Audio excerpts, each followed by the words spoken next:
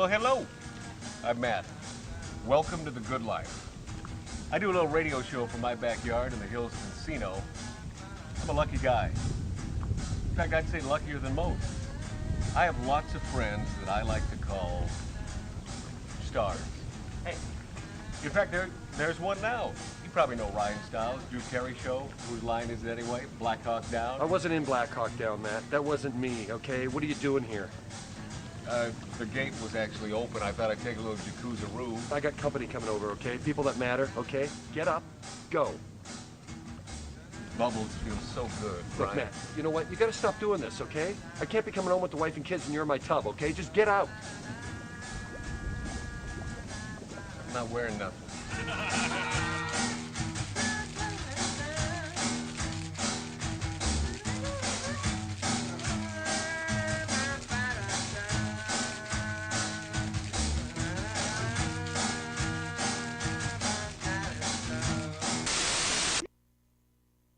Doohickey, you know, the doohickey that rolls. Hi, this is Meatloaf. Okay, kids, you know what time it is? You know what time it is? It's Outlaw Radio time! The most imitated radio station in the nation. I'm through with standing in line for some fun to begin, but I found a good thing leaving me with a grin. It's time for Outlaw Radio to begin. You have the great Billy Gibbons here? Yeah. It's very cool. He just passed out. Oh, yeah. Hey, that didn't sound too bad. Had to lighten him up loud. Oh, man. We're here with Matt. Oh, yeah. Had to lighten up. Oh, little Outlaw Radio. We're here with Matt. And he's not fat. We got all his guys and girls in the house. Let me tell you, that's where it's at. And that's, ladies and gentlemen, Matt Allen. Pass me a gallon.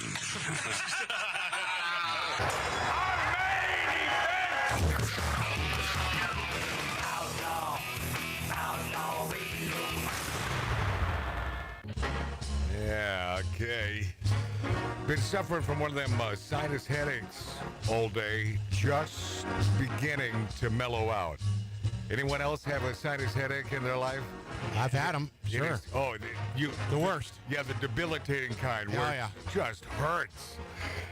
Are those the ones where your eyes hurt also? Oh yeah, you can't. Every step, it feels like thunder in your head. Yeah. Never had a migraine, but I have had those. Oh, this is up there with a migraine. I mean, same damn thing. But the good news is, just starting to mellow out. We'll take care of that. Yeah. Welcome, my friends. Welcome, my friendlies. Good to see Ralph Odierna back in his seat. We missed him last week. Mark C.G. Boyer. Coughing is usual. And my brother Mark, sitting right over there. And, of course, our producer, Tattoo Dave.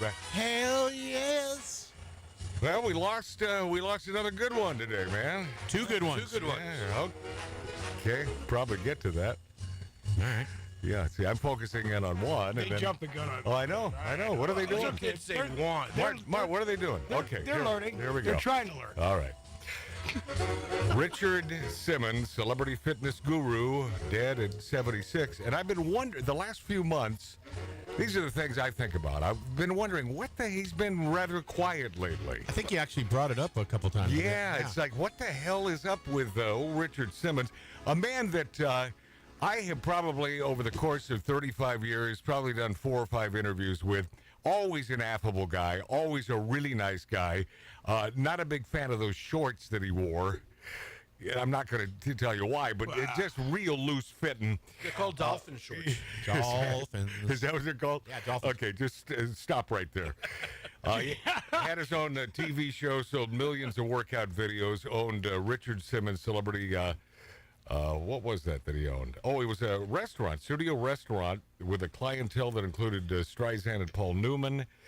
And I love the way they call him in the Hollywood Reporter, the goofy clown prince of fitness. He's goofy. Yeah, Just goofy. He's goofy. That's a perfect. He turned his passion for weight loss into riches and fame, and he certainly did. Boy, you talk about the American way, man. This dude had the eye of the tiger and said, well, let's all party. And the dude became I believe he had a beautiful mansion in Beverly Hills. Yeah, he did. Yeah, made a ton of money. Spokesperson for the L.A. Police Department told the Hollywood Reporter that personnel responded to a 911 call from his home on Belfast Drive. Arrived at 9:57 a.m. today.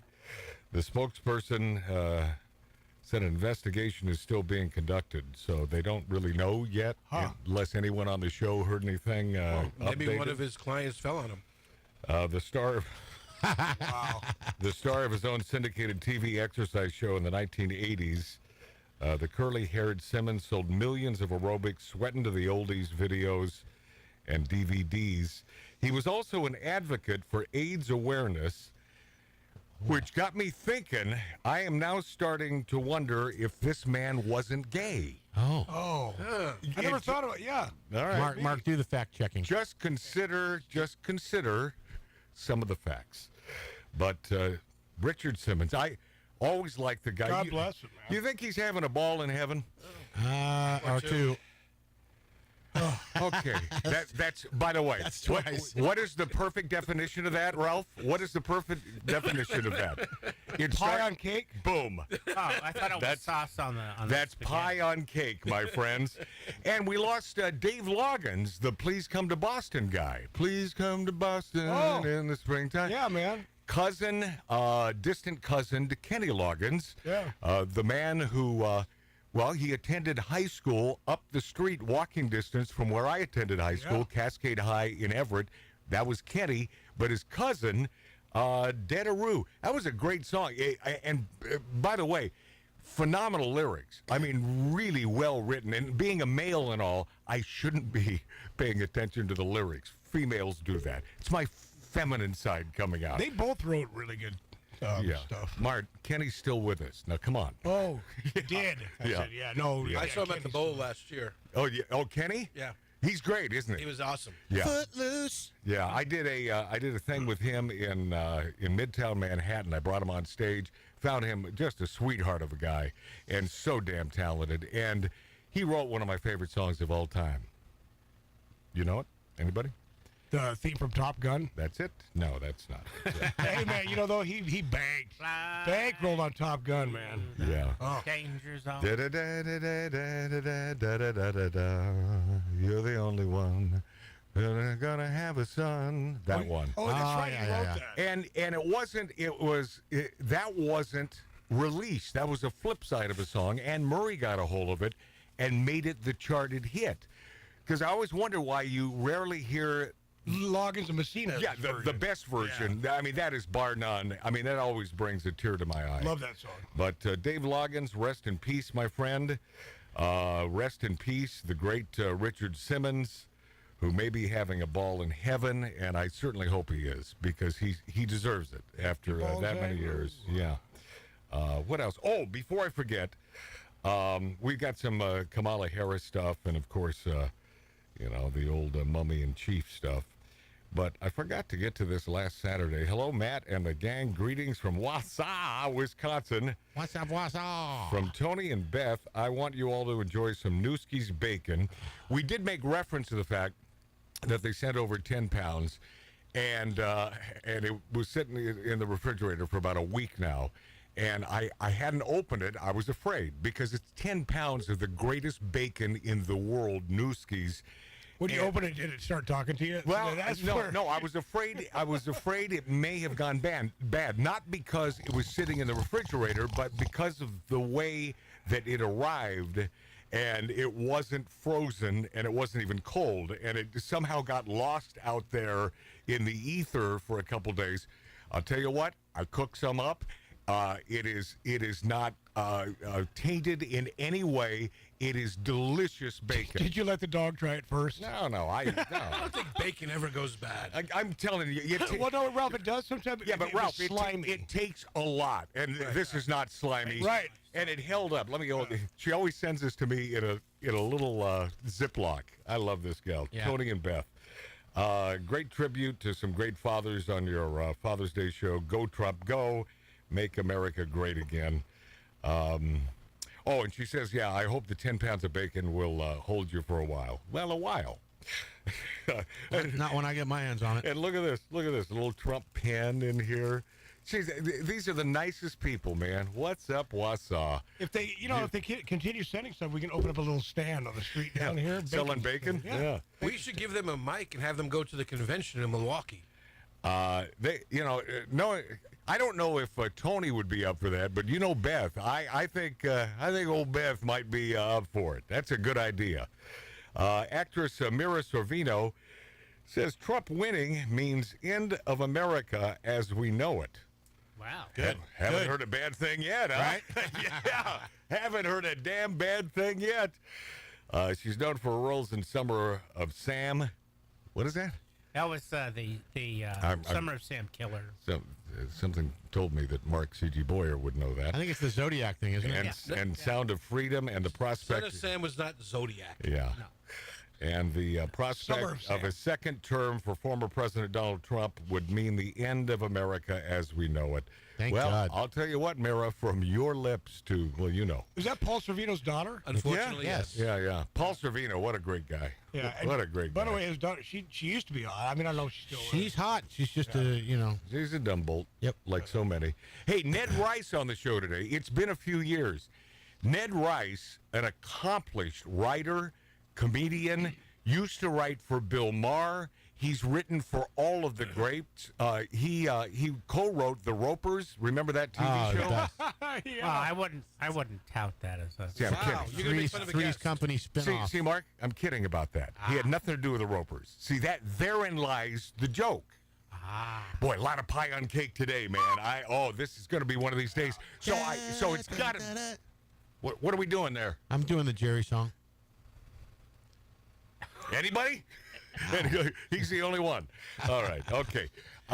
So it's got to be time for a little snippet of Rick Dees. And probably not the first time that's been said before. In fact, by Rick his own self. How about a little snippet of Dees, if you don't mind? Just move those covers over, give you a little snippet. You do him better than he does. Yeah, almost. Rick Dees sent me this because after the show last Saturday, and he called me on the show on my cell phone, and so we couldn't conduct an interview because on the damn cell phone. And then he sent me a text saying, well, hey, man, it was nice talking to you for about 20 seconds. So he sent me a funny little bit, and then I said, hey, you got any Willard Wiseman? Now, does that ring a bell with anyone in this room? I don't expect it to, but maybe across the country. Nah, not even that. Locally, one of the greatest top 40 radio personalities, if not the greatest top 40 radio personality in America, Rick Dees. Why? Because he wasn't one of these puking guys who was always, here's Madonna. Never talked like that, and he was funny, and great comedic timing, and to this day. So one of his characters on the show is a dude named Willard Wiseman. Obviously, he grew up with these folks in the South, so it's a parody, I'm assuming, of those folks in Kentucky or, Louisville, Kentucky, and so on. Nothing against our buddies in big old Kentucky. Make some of the best bourbon in the world. Oh, we love that state. Yeah, Barry Goodall, man, one of our faves. Love him. But I said, you got any Wiseman? So I'm thinking he's going to go back to the archives and find a Willard Wiseman bit. And it was this miscreant on the show, always causing trouble. You know, that old gambit on Top 40 Radio. You got the one guy who's always, the big troublemaker. Well, he produced, could you make more noise, Mark? Yes, I can. Oh, I have a feeling you could. And by the way, if you want to put a face with this voice that you're about to hear of Willard Wiseman, take a look at Mark C.G. Boyer. That's Willard Wiseman without the Southern accent. All right? So I want you to picture Mark, if you're watching us on YouTube, on Rumble, on X, Magic Matt's Outlaw Radio, then put Mark C.G. Boyer's face with Willard Wiseman. I think it'll make this even better than it is already. So this is Rick concocting a bit just right off the cuff and then sending it to me. Here we go. Hello, I'm here with Mr. Willard. What did your last name? Wiseman. Say that one more time. Wiseman. I believe he said Wiseman, but we're outdoors, and he is camping. Is this it? There seems like an open sidewalk for the general public, but you're camping on the sidewalk. What is this? Yeah, I got this little cardboard box that I had made into a tent, if you will. And I'm going to get this up pretty soon, and we're going to go get a little Medi-Cal and Medicaid and an EBD card, and then just kind of, I don't know, leech off of the system in California. And then, I believe you said California, and leech off of the system, and Medi-Cal, Medicaid, and EBT card. Is that right? All right. Well, there you go. And anything else? I won't get me a little ass. That's. It's always the end of every one of those bits. Yeah. Is Willard either saying, I'm gonna get me a little ass, or why don't you crawl up my aforementioned ass? So it's one or the other. I mean, they're built-in punchlines, and that's Rick Dees. So if you're wondering, if you're scratching your noggin, I wonder whatever happened to that Rick Dees. Well, now you know. Now you know what he's up to. A lot of time in his hands. Oh, my God. Yeah. But it's always about getting a little ass. California. Yeah. And, hey, who knew? Rick Dees getting a little political there, huh? Yeah. That's something we're not used to, that smiling face on the billboard here in Southern California. And he can do it now. He Retired can and do living it. off of Social Security, you look at the man differently. Yeah. Something tells me he hasn't tapped into that Social Security. I don't know why I say that, but, he owns a plantation in beautiful Kentucky. He could be getting his Social Security and his, Well, I'm sure he's getting it. He's getting it. Yeah. Joy Behar says that Trump making fun of Kamala's laugh is sexist. Joy Behar told her idiot co-host on The View that former President Donald Trump making fun of Vice President Kamala Harris, the laugh, is sexist. Someone explain this to me. I mean, there's no way to explain it. They're just stupid. There's Either that or they don't think Trump makes fun of anybody else. maybe that's it. Yeah. Maybe that's it. Well, Kamala Harris, the good news is she is unburdened. Oh, yeah. Yes. She's totally To take away the burden of the unburdened. unequivocally unburdened.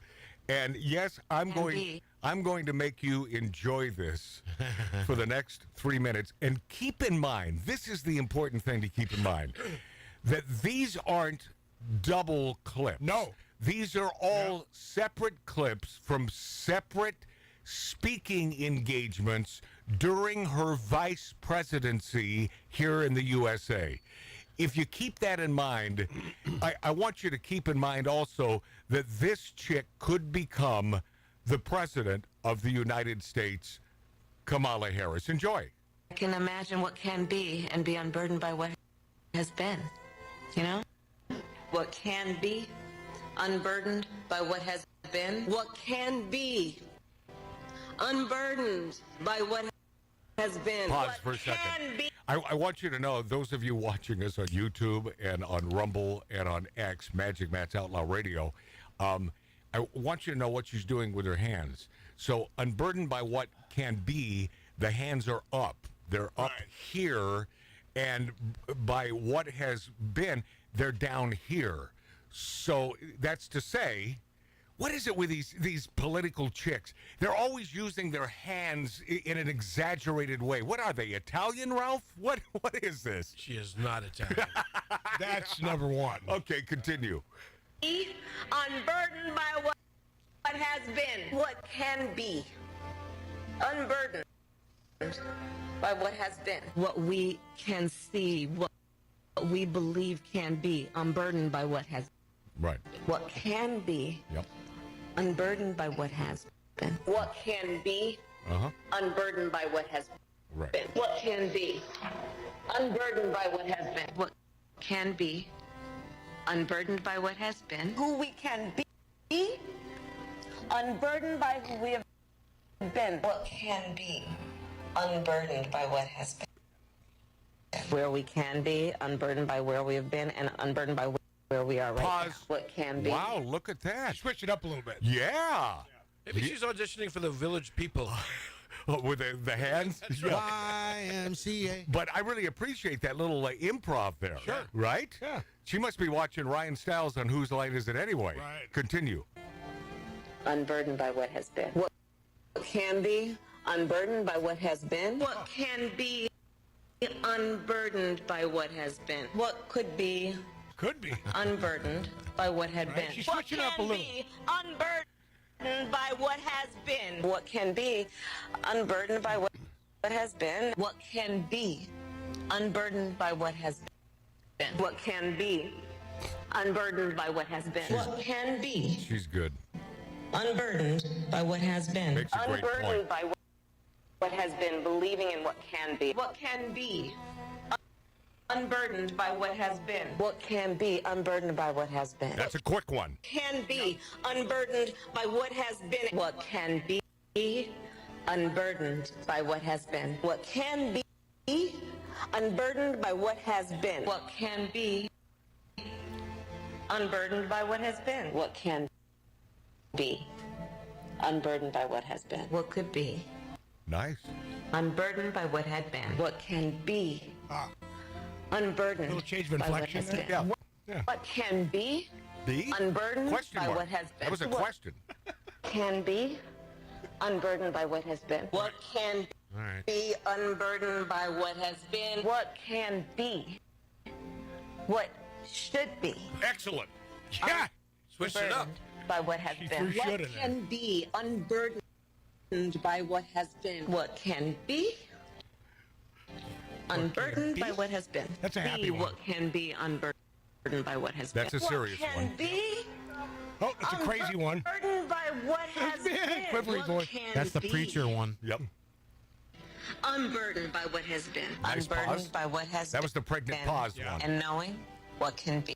Nice. Have a sense of vision about what can be unburdened by what has been. been. To see what can be unburdened by what has been. What can be unburdened by what has been. What can be unburdened by what has been. What could be Could be. unburdened by what had been. What can be unburdened Chill out, by Dave. what has been. What can be unburdened by what has been. Where we can be unburdened by where we have been. That's What right. is Excellent. possible This is like listening to Abraham unburdened Lincoln. by what has been. What can be He was gay.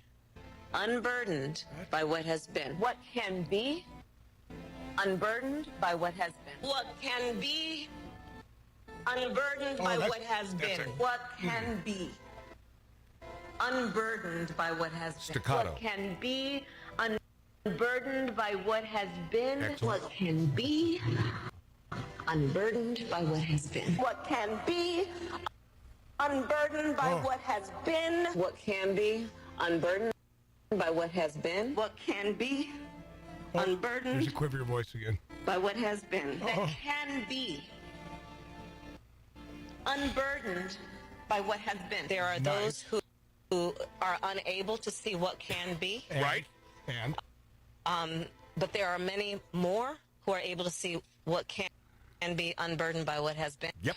You earlier explained confidence in your vice president. Yes. If your team came back and showed you data that she would fare better against former President Donald Trump, would you reconsider your decision to stay in the race? No, unless they came back and said, there's no way you can win. Me. Me. No one's saying that. Oh! No poll says that. No one's saying that. No one's saying that. Oh, no one. No one's saying that. God, is he a creepy son of a bitch, huh? Oh, but you know he means business when he begins whispering. That's him saying, get out of my way. Because I know what can be. And unburdened. We will be unburdened when we return on Magic Matt's Outlaw Radio, on YouTube, on Rumble, and X, and the finest radio stations in America.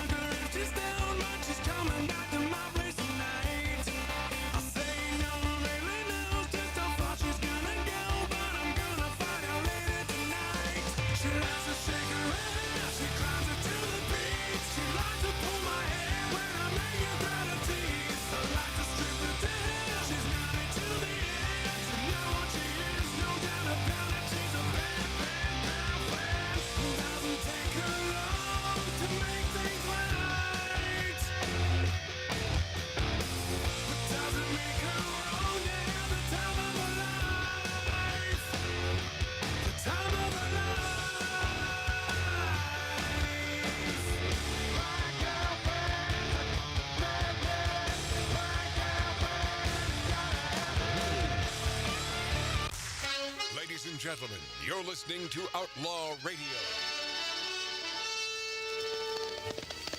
The staccato hoofbeats of a golden palomino, carrying a man who fights wherever justice needs a champion. Magic Matt Allen.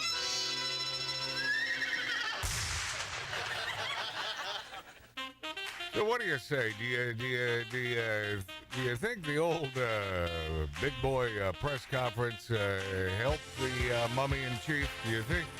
Yeah. And P.S. That big boy press conference moniker started with some idiot reporter a couple weeks ago making that statement to Cujo.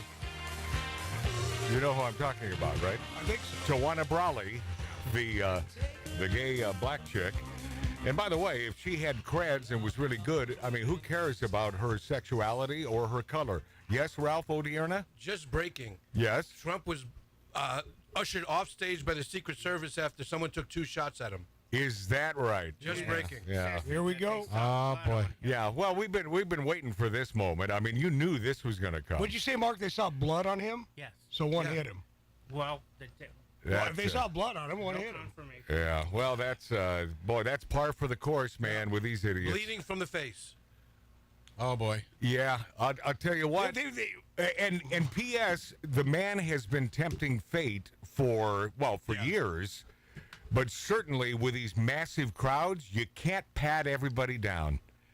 You know, and I don't know what sort of control they have. I mean, do they have metal detectors? I doubt it. I mean, Ralph, in a big situation like that, where it's an outdoor, it's not a Mark, but an outdoor event. Yeah. Possibly, but I don't think they check them. No. They should. They got to. I mean, there's no way. Well, with the guy got a gun in. Of course there's a way. I mean, God. Of course there's a way. He got it in. Yeah, I'll tell you what, and a sniper from, some feasible location. Yeah. Well, this does not come as a surprise to me. How about you, Ralph? Yeah, in any way, shape, or form. But we're the rat bastard, rude, violent ones. Well, right? Here's the thing: it's East Coast, so it's already after 4 p.m. So we know it's not Biden. Yeah, that's right. Well, Biden couldn't. He's not a good shot. You missed he's got the immunity whole now. point. No, I didn't. Yeah. Oh, it's not. Oh, okay. I'm sorry. Well, this is nasty effing news because we have sort of felt that and I think those idiot woke-tards on the left, aka the Democrats, have felt the same way, that the only way we can stop Trump is by killing the man. Yep. Yeah. I mean, this is. Well, and God bless. I'm sure he's going to survive. It doesn't sound like it's fatal. Knock on wood. Well, how long did they keep Kennedy alive? For about an hour and a half. I mean, quote unquote, without making the announcement. But something like this, don't you think? Once again, it's going to backfire on these stupid a-holes. Well, first of all, the number one concern here is Trump. I hope the man is better than okay. God bless.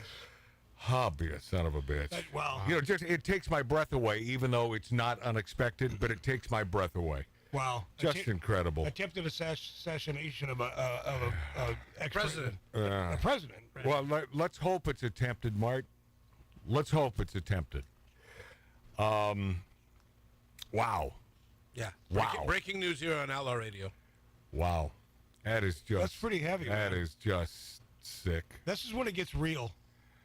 Yeah, well, it's been real for their side for a while, and if you don't think that,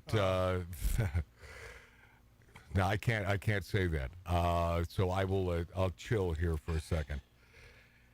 Well, that.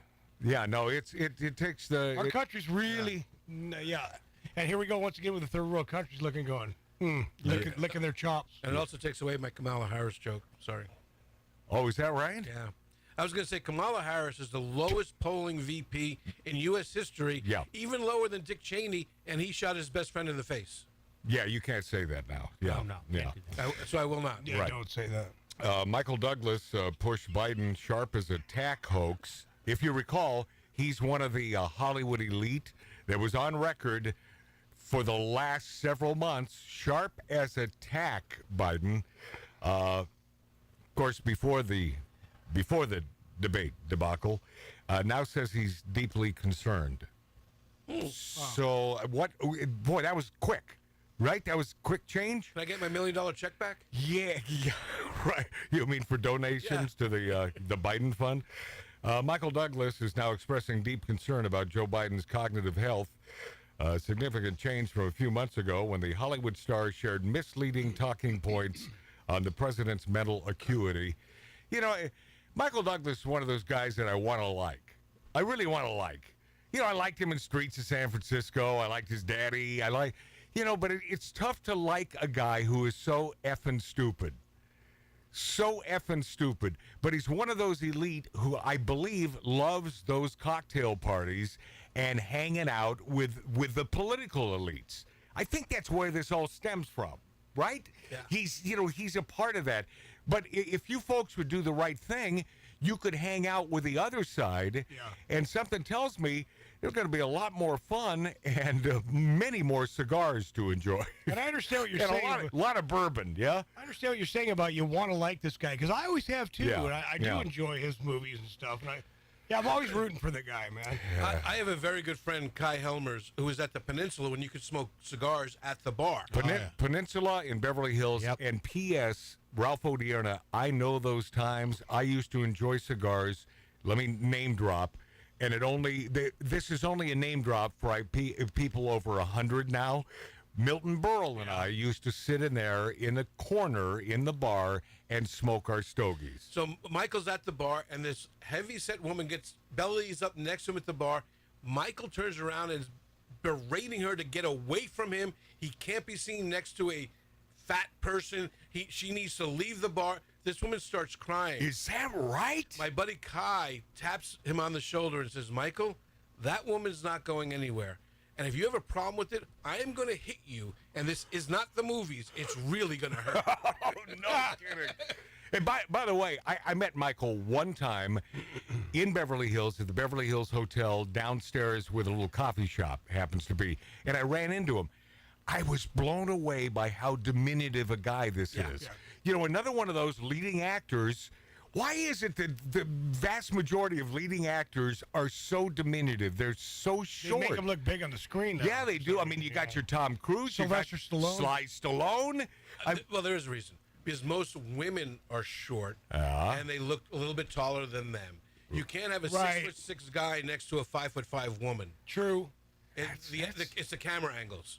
That's interesting. I'm not certain I'm buying it, but it's an interesting concept. Well, it sounded good when I was thinking of it. When Michael Douglas was going through his health problems, there's a place called Chin Chin. You guys are familiar with on that. Sunset Boulevard in Hollywood. Yeah. Sunset Plaza. Sunset Plaza. I was doing a building next door. I was construction. I was working on a building. He pulls in with his people, whatever they're driving. He got out. The dude looked like he was. That's when he was going through his medical stuff. Looked like he was already dead. Well, yeah, no. Hey, the fact that he survived that cancer, man. And it was supposedly, was it oral sex that cured him or that gave him the... He says it was too much oral sex that gave him cancer. And I think oral sex cured him also. Yeah, I never heard semen doing that to anybody. Okay, you're talking about those who have served our country, are you not? Yeah. All right. That's what it is Fleet Week. It is Fleet Week. God. Yeah. Is Kamala aware of this or Joy Behar? Because I'll tell you what, all bets are off. Have a happy day, ladies. Yeah, that Kamala. I wonder. She gets around. Actually, I don't wonder. You know that Biden's going to have a little presser about Trump getting shot. Oh, no. Well, you know he'll take full advantage. I hope that he survives. He is survived. What'd you say, Joe? I hope that he's... Did somebody shoot him with an arrow? I hope that he's... or he may say something like this. 649 there, my friend Tattoo Dave. This could come out of Biden's mouth. Here we go. And by the way, it used to make beer brewed here. It is used to make the brew beer in this refinery. Oh, Earth Rider, thanks for the Great Lakes. I wonder why you said and then the crowd laughs. Yeah. As though they understood. Are they laughing at him or? No, they're not. See, I was watching a rally from I think yesterday, a Biden rally, and if you want a good, it's not even laughable because America, the great United States of America, is in the grip of this a-hole. But you look behind him and. They punctuate the idiot sticks who vote for a guy like this. You know, you got the weird blue hairs and the tat. Well, everyone has tattoos, so that's not even a tattoo, Dave. That's his name. Yeah. Oh, and that's the other thing. You can't find a chick under 50 without a tattoo. Oh, no, they're all over. Where was I when all of these females were getting their tats? I don't. Not in the tattoo shop. You were number one in New York. Yeah. Wow. That's how many years ago? Yeah. Oh yeah. Yeah. But it'll do your heart good to watch these folks that Biden happens to be preaching to, and it'll upset your stomach because you watch them and you think, yeah, I understand why they're behind this idiot, because they're idiots. Well, yeah. And they're victims. They're all victims. And I'm not saying every chick with a tattoo is bad, because I've dated a lot. I never said any chick with a tattoo was bad. But he didn't. I know it. I know he didn't, Ralph. I did not. Uncle Ralph. I did not. I get it, Uncle Ralph. My question was, when was this happening? Right. Oh, yeah, that was your question. When the hell was this happening? When did I miss this? No, I know. I swear to God. I was dating this chick. I didn't even... How out of touch am I that I wasn't aware that every female was having their body tatted? Well, check this. So this chick has a little lip ring, right? And I thought, okay, she's got that. I didn't even know until we slept together. I woke up the next morning, full body tattoo. Is that right? Full body tattoo. Yeah. I went, wow. Yeah. You like it? I said, well, I guess. Yeah. I go. What are you asking? Mark C.G. Boyer. I had to check to get the facts correct. Yeah. The movie Shane with Alan Ladd. Uh-huh. Sophia Loren was taller and they dug a trench. For her. No, believe it or not, they looked fine. I'm not saying this to act all-knowing, but I was aware of that, and that's not the first time they've done that with a leading man. You know, and Ralph is right, sort of, when it comes to, you know, you can't be hovering over your lady. Another dude, Humphrey Bogart, short guy. You know, they're short people. God, no reason. Well, that's was he a was he sort of? Yes, he was a ladies' man. No, but a lead. Was he like the? Yeah, I was thinking the Santa Claus. Claus As a supporter. claymation movie. God bless him. God bless him. Guess we're gonna have to cancel Christmas. Yeah, that's what I remember mostly. He did. He was the voice of the claymation Rankin Bass Christmas specials. And, Santa Claus, He man. played the best Santa. He really did. By the way, Dustin Hoffman, another short guy and leading man. Correct. And see, it does look odd when a very tall woman, extreme. You know, Hey, and P.S. Not just leading man, Mick Jagger, obviously one of the biggest rock stars in the history of rock and roll. Another diminutive dude as we go to break. Oh, I met him. Casey Kasem and his wife. There's like such a big difference. They're not movie stars, but Well, one of them was nice. No, he was forced to go up on her. Whoa! I love listening to Casey every Saturday. He does a great show. Yes, he does. Mick Jagger booed by Canadian concert crowd after praising Justin Trudeau. Speaking of the great Mick Jagger. Mick. Boy, did he change the subject rather quick. Very quick. Huh? Let's go soccer. Yeah, we'll get to that next on Magic Matt's Outlaw Radio.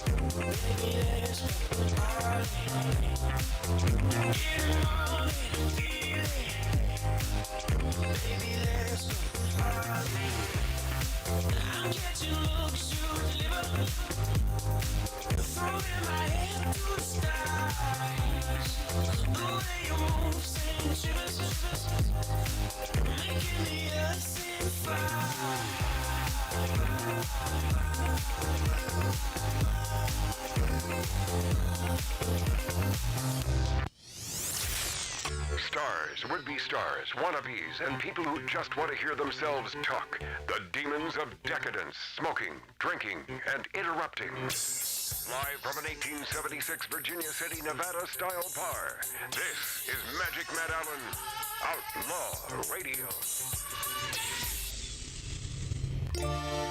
Well, information when something as nasty as this happens, I mean, things change every few seconds. Absolutely. But this is up to date as far as you watching us live on YouTube, on Rumble, on X, and the finest radio stations across America, Magic Matt's Outlaw Radio.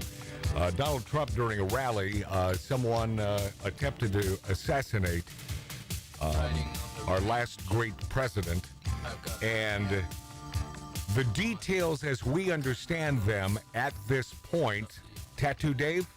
So I turned on the video or the news, And I watched it. He had 2 scratches across his face from his lip to his ear.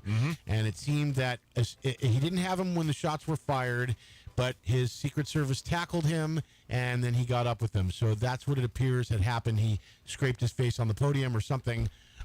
Is that what they're saying in the report? I'm not reading reports. I was just going. I didn't have volume. And let's not get ahead of ourselves. Well, no, we don't know. And that's the point here. We don't know. We don't even know if it was real gunshots. It could have been a firework. No. It's absolutely gunshots. Yeah. We know that how? Yes. It is absolutely gunshots. They reported it as gunshots at the rally. Yeah. Yes. So they got the guy.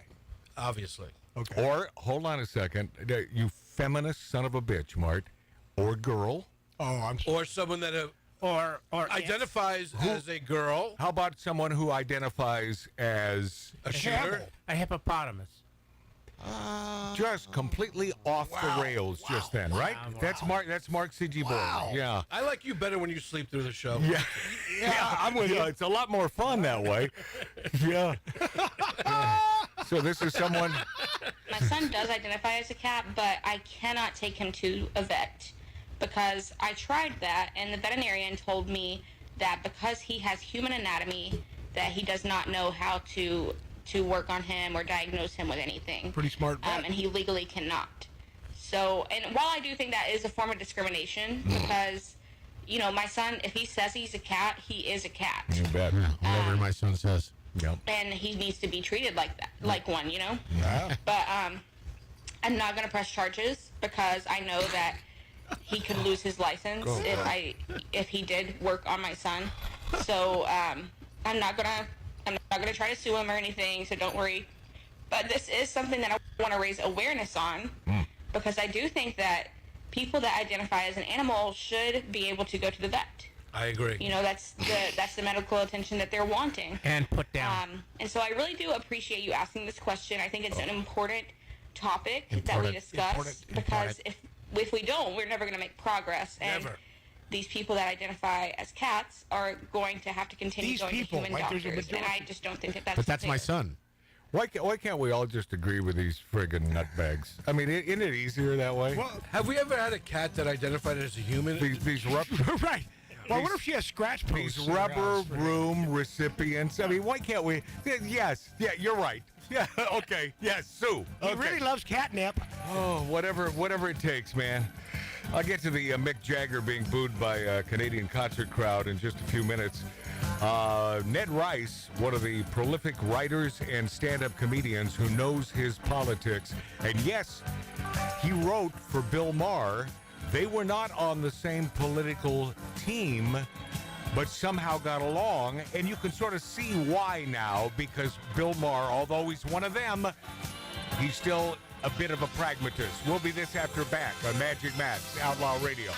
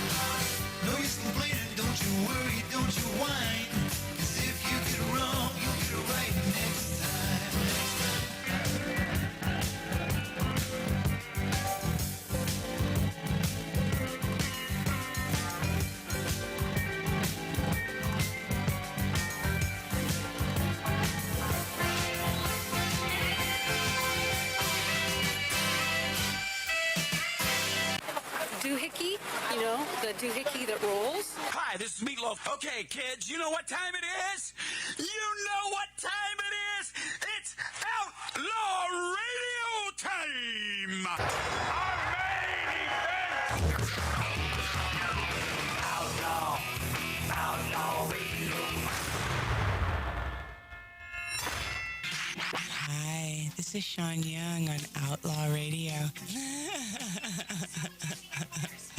Hey, this is Shelley Berman on Outlaw Radio. Listen, come on, listen to me or listen to Matt.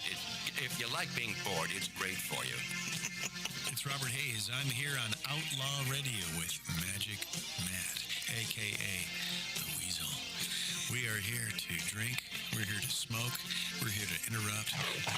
You may drink. You may smoke. You may interrupt, but I'm here to...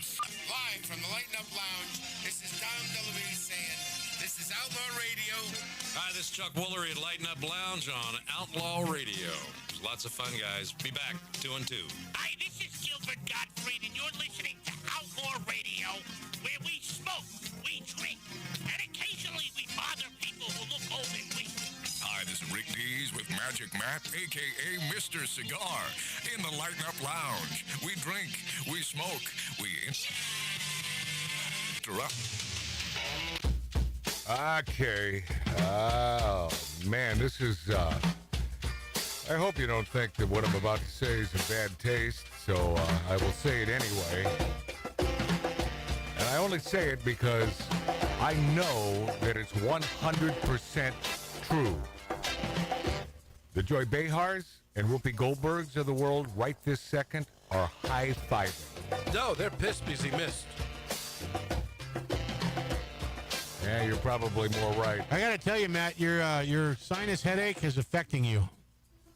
Okay, how? Because you're mispronouncing everybody's last name today. Joy Behar, Whoopi Goldberg? Well, that used to be Beasthar and Mahar, and you're actually using the real... By the way, Tattoo Dave did announce about 2 minutes ago to all of us that he's not only drinking beer, but he's drinking bourbon and beer. That was 30 seconds ago. And it's showing. What was it? Was it a month ago, Mart, or was it 3 weeks, or 30 seconds ago? That's it. I'm out of here.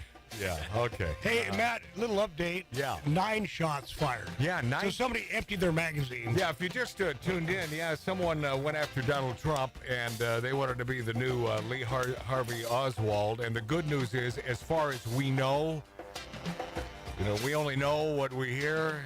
None of the shots hit him, and that the blood. Now they're saying the one grazed his ear. Did graze? Graze his ear. All right. That's what they're saying. It did say President Trump is safe. All right. Well, that's good. That's good. Even though they said that about JFK for about an hour after his head was blown off. This guy unloaded 9 shots and missed almost all of Yeah, them. but I'm not just saying that. Yeah, what an idiot. But they got him. And by the way, Mart, please, could identify this guy. Could be a female. Could identify. Why do you keep saying man? Could be an elephant that did it. Could identify as Lee Harvey Oswald. Could be Mark C.G. Boyer. Yeah. No, because he's sitting right here. Yeah. That wouldn't make any sense. Yeah, so he's right here. Or he might identify as Mark All C.G. right, Boyer. let's talk to Ned before he hangs up. Tattoo Dave throws us any more under the bus. All right, how are you, my friend? Who, me? Yeah. Who, me? You sound like Beetlejuice. No, I love Ned Rice. I just got off the phone with KJP. Joe Biden was put to bed 3 hours ago, so he's clear. He is clear. Okay. An alibi. Yeah. He See. did not participate. We're pretty sure the shooter was a woman because, hey, she shot 9 times and she didn't kill him. But we're pretty sure. We're almost certain. But here's what baffles me. Yep. Here's what I don't get. That was clearly a gun-free zone. How could this happen? That's right. How in the They hell? had the sign right up in front. Oh, it did say no. It did say no guns. Of course it did. So, I mean, don't those always work? Like, I guess I'm confused. Yeah. I should take mine down, I guess. Yeah, take it. Yeah. It clearly doesn't work. He has one. He has one on his bedroom door. for the women he dates. Yeah, and boy, does my wife hate that. I love Ned very Rice.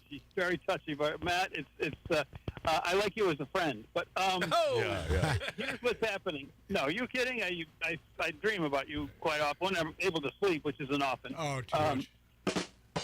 Oh, please don't do that. Oh, it really hurts me. I'm wondering if you thought Trump's numbers went up when they indicted him. Right. He just walked off stage with a bloody ear and he pumped his fist. Like, how much higher could his numbers go? Yeah. This is the exciting part. I got to tell you, Ned Rice, I just made that comment to our producer, Tattoo Dave, at break there. I said, this got to be slam dunk time. This is, I think so. Right? This is slam dunk time. Yeah. I mean, the man, we thought Reagan was Frankenstein, meaning that nothing could kill him, right? He's immortal. Oh, my God.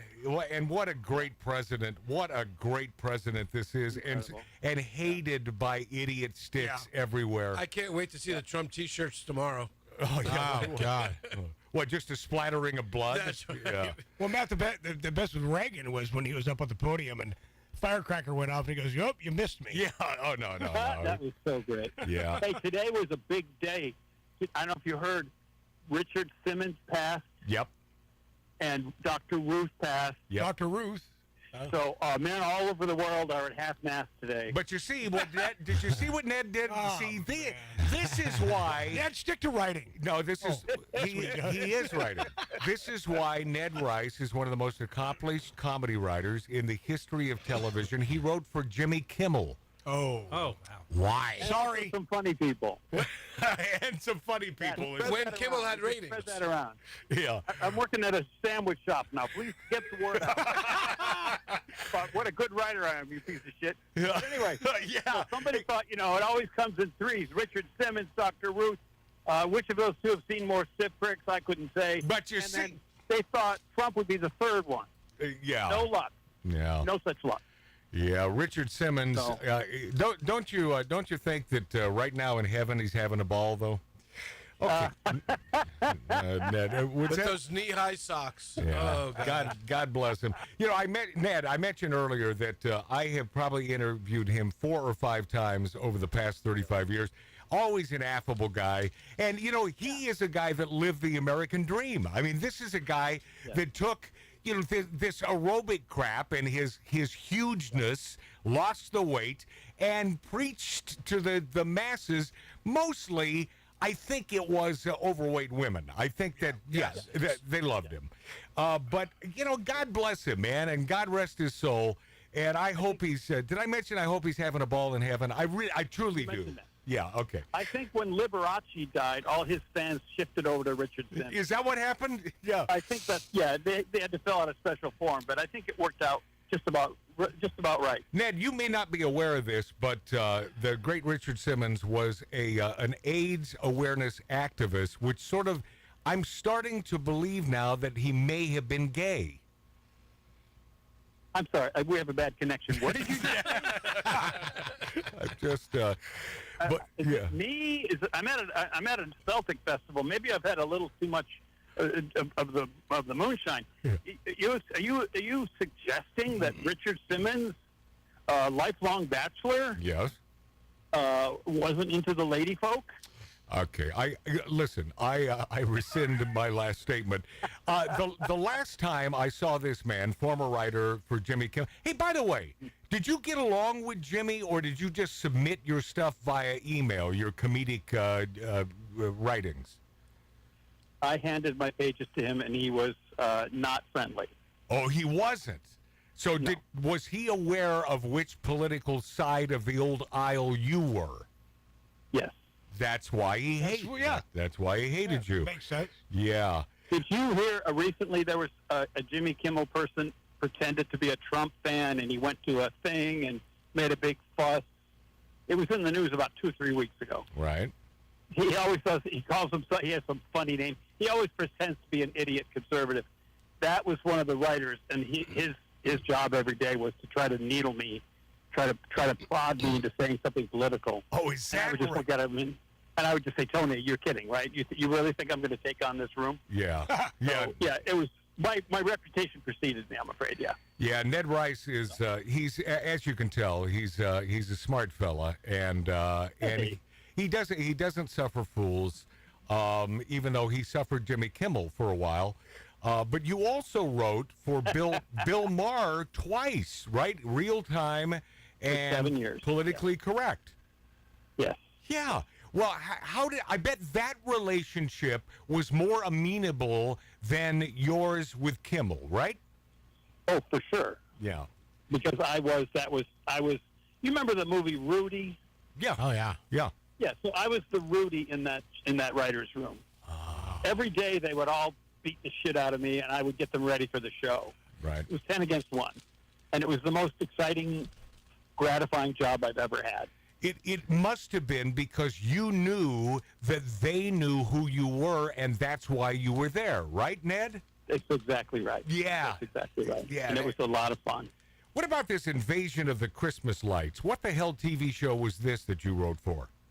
A friend of mine, when you're working your way down the showbiz ladder, the jobs get weirder and weirder. Yeah. I actually wrote for a fashion show for dogs. I literally wrote for that. But Invasion of the Christmas Lights was, we would go to different people's homes that had, these are the kind of people that start putting their lights up in August. Like their entire house would be just gigantic, one gigantic thing, and we would get to know them, and we would videotape the process, and it would air on like TLC or something around Christmas time. It was a lot of fun. But Ned, it sounds to me as though this was a reality television show. Why would a writer be needed in a reality television show, Ned? That is a very good question. The answer is that all reality shows are scripted. That's the short answer. You think so? Yeah, of course. Well, that's what I did for Joan Rivers. Yeah. I worked on Joan Rivers. Joan and Melissa had a reality show called Joan Knows Best, and their sparkling, spontaneous, off-the-cuff banter was written by me. So, that's how it worked. Isn't that incredible, knowing how the old sausage is procured? I was about to say that. And made. I mean, but it's sort of fun, And by the way, that can be a tandem and related to politics. I mean, politics is so full of crap. It's so these smiling faces.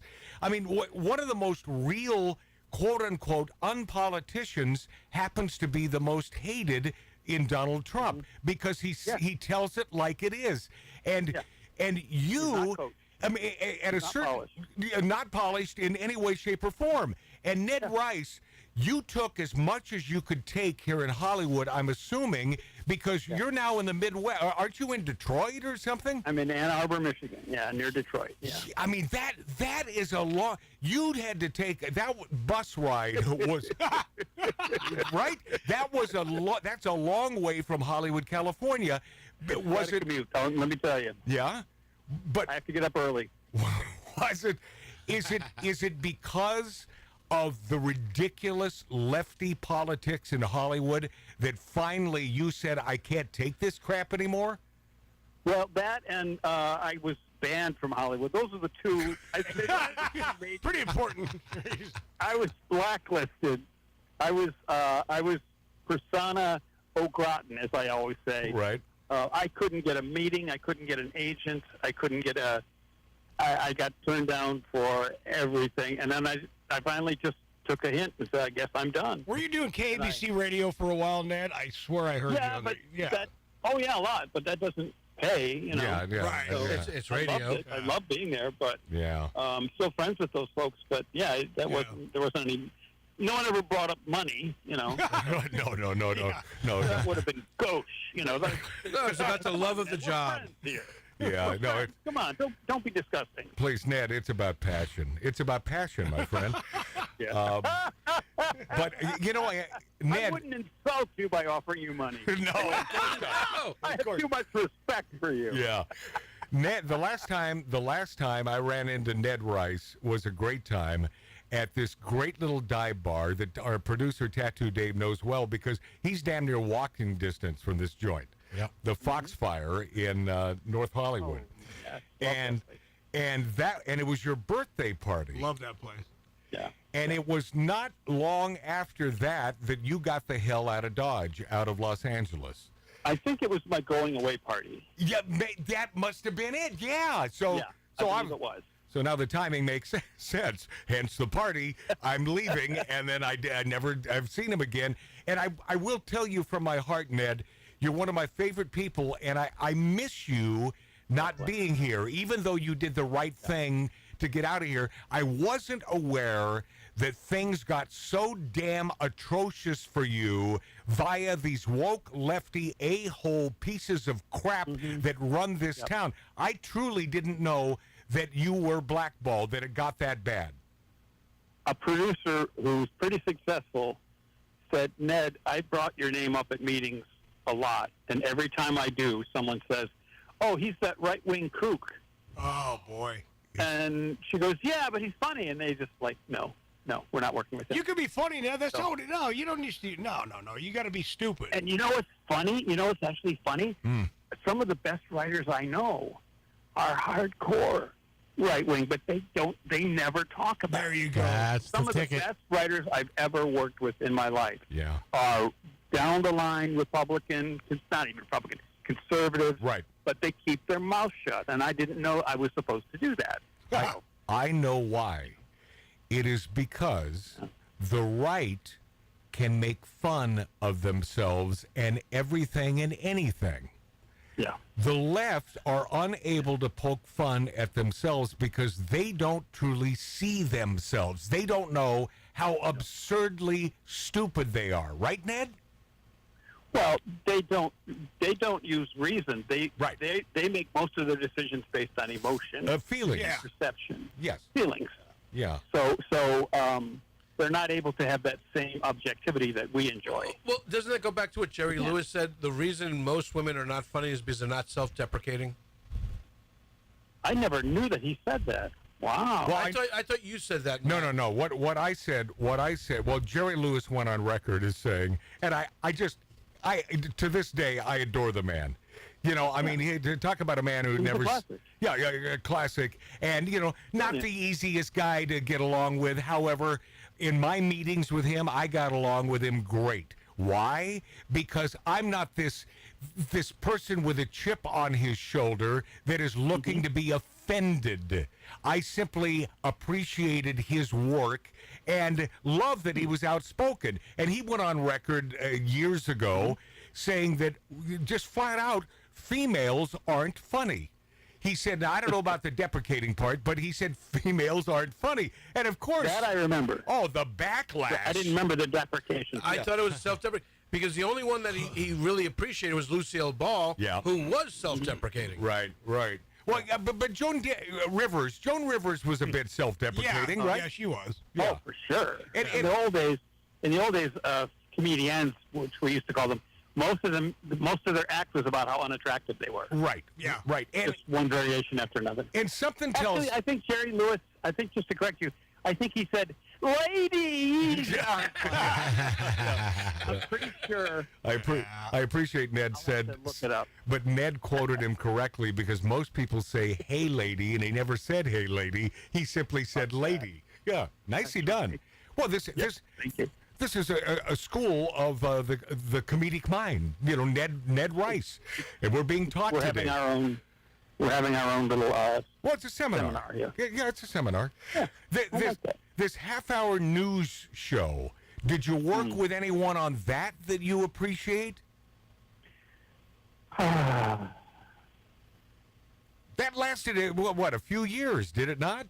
Oh no! I think year and a half. Oh no! 6 months. Okay. It was. If you want to have a good time, look it up on Wikipedia. It is the lowest focus group tested television show in the history of the medium. Yeah. It was not successful for lots of reasons. Yeah. The main one being, I said, let's do right of center version of the Daily Show. Smart. And what does the Daily Show do? They look at clips from the news and they make fun of them. Right. And they said, great, sold. Here's your money. Here's your thing. Here's your office. And like weeks before the first show, they said, by the way, you can't use footage. Oh, and no. I said, oh, that's funny.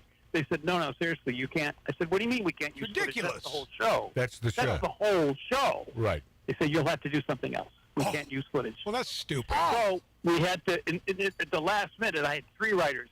usually a show like that would have like 20 writers. Yeah. I had 3. So we started doing these skits and like parodies, and there was nothing to work with. Right. It was awful. The only thing that was good was that we did a monologue, like news, like anchor, like a weekend update kind of thing. That worked pretty well. And I had the great Ross Abrash, who's a wonderful writer. He was Norm Macdonald's main writer, worked for SNL, worked for Ferguson. But the show in general was not successful at all. May I recommend, Ned Rice, that you remove the half-hour news show from your IMDb? Have you considered this? Oh, by the way, I wasn't aware that you wrote for Craig Ferguson as well. Yes. That was a brilliant, in my opinion, a brilliant late-night television show that was out of the box, different than everything else. It was indeed. Craig, when I first started there, Craig, we had a real honeymoon, because I was the only writer on the staff, really, that had any experience. Right. But over time, it kind of soured, and it had to do with politics. Yeah, of course. Did you come up with the skeleton, the whole skeleton bit? No, I was already gone by then. Because that was a funny bit. And then Shadow Stevens was part of that, too, But see how politics works. Shadow was on the show when I first started there. I don't know how long. I don't think he was there when I know that he was there for a long time when Yeah, maybe the whole time. And then they diminished his role in the thing, and Craig and Shadow should have gotten along swimmingly because of their politics. I mean, they're in bed together. But the fact is that Craig Ferguson, so funny and so interesting, and I thought he was a pretty damn good interviewer. It made things interesting. But, however, when you let the politics get in the way of doing the right thing for the audience, and this is what they do. We don't, Ned, I'm going to make a bold statement, but we don't do that on the right. We don't care. No, why would we? Right. Why would we? We don't have to do that shit. But that was a time in my life when I was like publishing articles in National Review, and I had been very open about, I was after Half Hour News Hour. I was friends with Ann Coulter. I had worked with Rush Limbaugh. So when I walked in the door, I was a marked man. You're instantly hated. Instantly hated. Day one. Yeah, day one. Yeah. Let me tell you a story. I was working on the show, and people were generally civil, but, you could tell they hated my guts. I ate my lunch alone, and literally and figuratively every day for 2 years. But they were civil. And at one point, this woman came up to me and said, "Hi, I'm a writer for the New York Times, and I'm writing a segment on your show. Can I interview you sometime?" And I said, "Yeah, sure, anytime you want."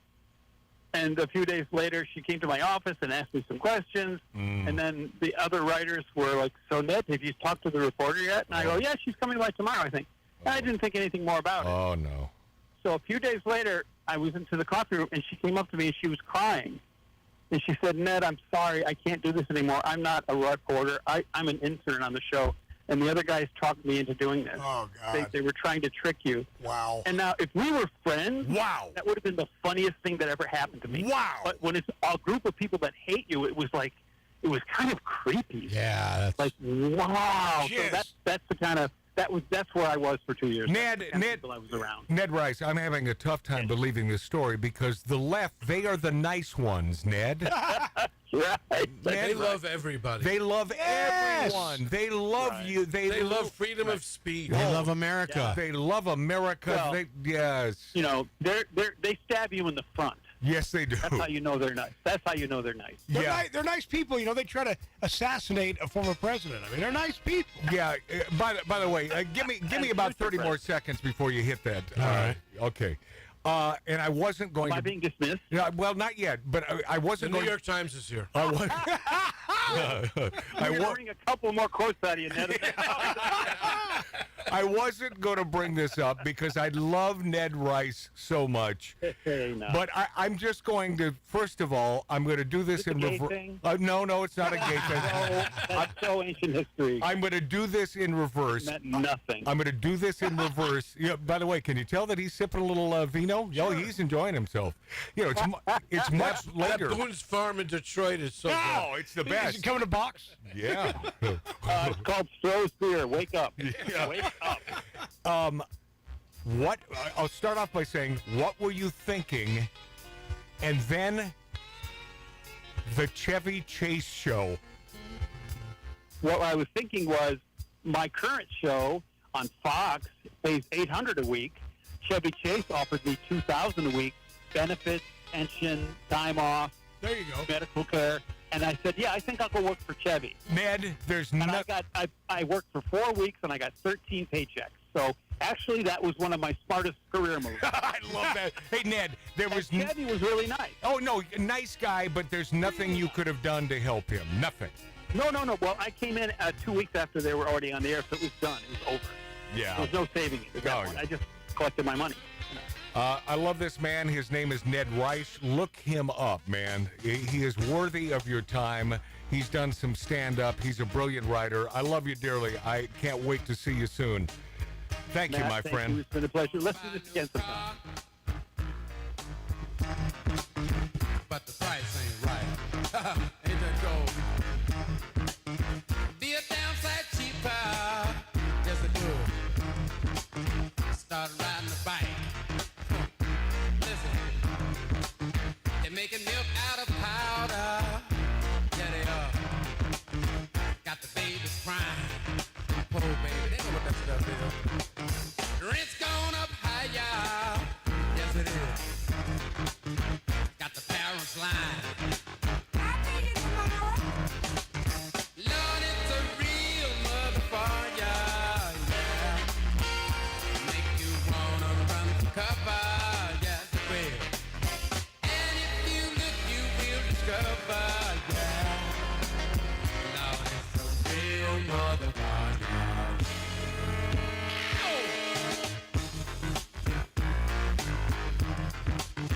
Good God. Listen, got to go to a disco. Throw your troubles away. Dance to the music that the DJ plays. Well, all right.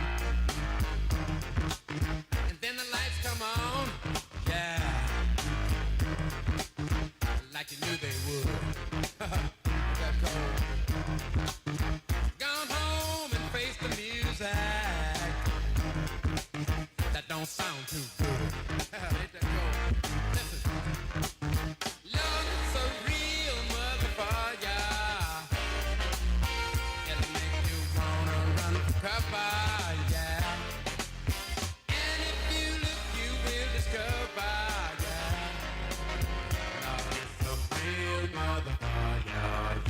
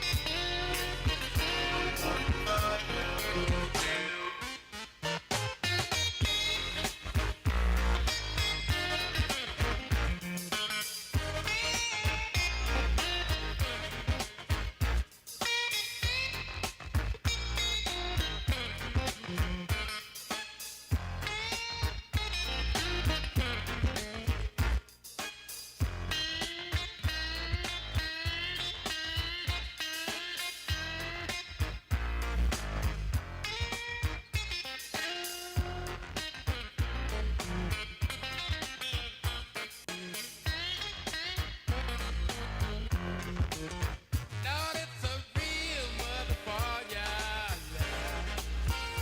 Make you wanna run for cover, yes it will. And if you look, you will discover, yeah. Lord, it's a real motherfucker. Plantains, by any other name, are still bananas. And now there's a new game in town led by an hombre named Matt. A poker-playing, cigar-smoking, barbecue-eating talker. They call him Magic in these parts. And he's made bananas a kind of art form. The kind of talking that makes people sit up and bark at the moon. Long live his fame. Ordinary just got better. Outlaw Radio with Magic Matt Allen.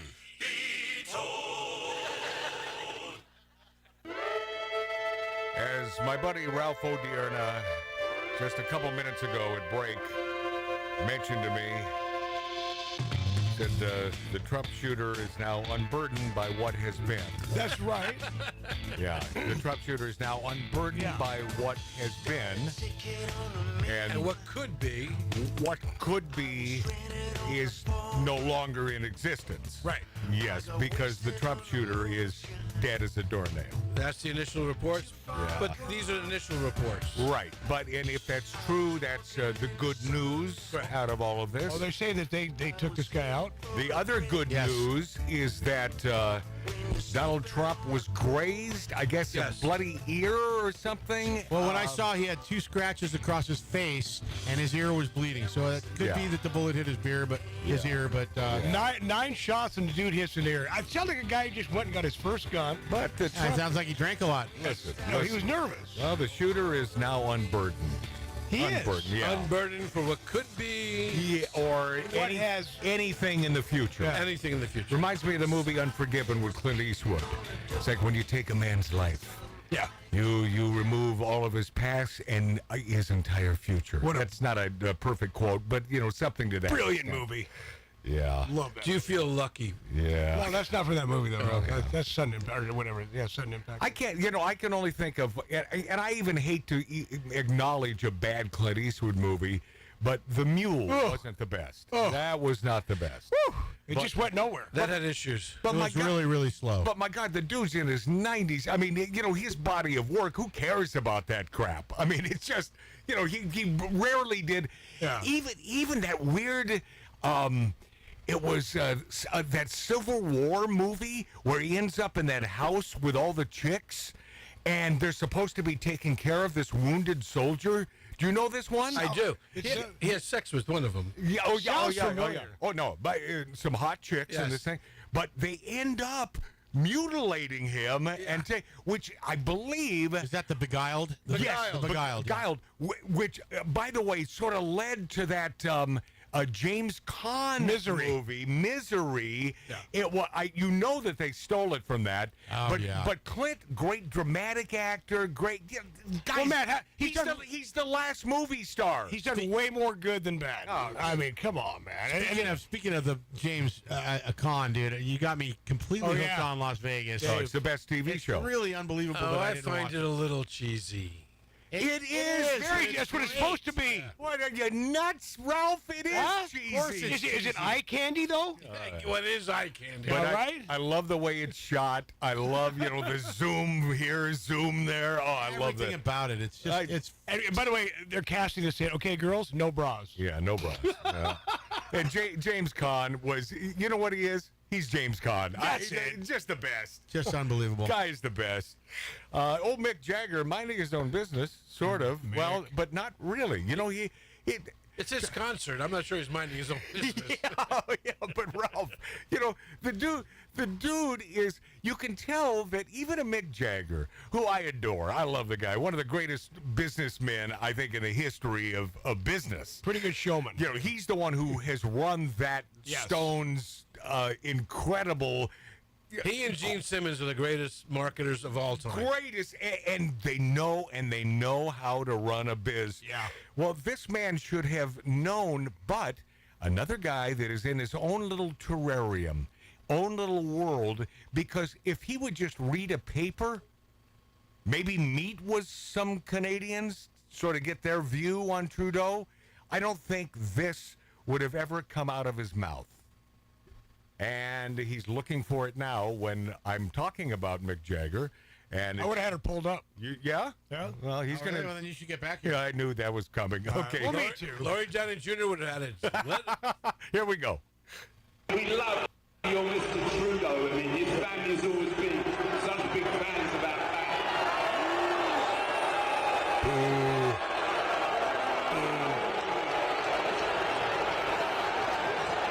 By the way, congratulations on the Canadian soccer team. Yeah! And it spins it right around. But that is the best. Boom. It's like boo, boo. By the way, congratulations on the soccer match. All of a sudden it hits him. Did I say the wrong thing? that may not have been appropriate. How about that soccer match? Weird out. Marty's always sounds the same. Everybody he. Oh God! Just because you have a problem with him 30 seconds ago, let's not be petulant, Dave. I love you, but that's exactly what you're doing. Yes, it is. Yeah. All his. I know what I'm doing Let me on hear this your show, English accent. and I know human nature. So don't sound the same. So don't deny it. just Don't did Tony deny Orlando. it. I Don't deny hear it. him do an English It accent. was Tony Orlando. That's what I was doing. That's what he was doing. No, I was out those two. But anyway. Okay, I just got to play this one more time, and then I'll play a little idiot stick Trudeau snippet. Here we go. Mick Jagger on stage. I just love the little pause, and you could just see him sweating up there. It's like, oh, geez, what the hell? I get no satisfaction. So let's talk about the soccer match. Here we go. We love your Mr. Trudeau. We love your Mr. Trudeau. Always been such big fans of that. Ooh. You know what? God love you, Canadians, man. Yeah. God love you. I'm thinking. Congratulations on the Canadian soccer team. I better get off this one quickly. Oh, man. That was about as quick as you can get off something. Congratulations to this. Soccer? Is that what it is? Yeah. I'm glad I got that one right. I'm surprised you didn't say, and I love poutine. I love poutine. I'm a huge fan. More gravy and just double the curds for me. Oh, Jagger. Stop me up. I mean, these people are in their own little world. They don't get it. They don't get it. But I'm a little surprised, the very quote-unquote, the nice Canadians, even that reaction blows my mind. Yeah. It seems to me that our Canadian brethren up north there may finally have had enough of this lefty BS from this piece of crap named Trudeau. And this was an interview by some young gal in the audience a few years ago, and this sort of magnifies how stupid and what an idiot woke-tard Trudeau is. So that's why we came here today to ask you to also look into the policies that religious charitable organizations have in our legislation so that it can also be changed, because maternal love... Isn't it funny how that Valley Girl talk from right here in Los Angeles has even... Moves all over. It moved to Canada. Sure. So even the Canadians are, the most polite of people. Hey, a boot. Go ahead. is the love that's going to change the future of mankind. So we'd like you to look we like to say people kind, not necessarily mankind. Oh, God.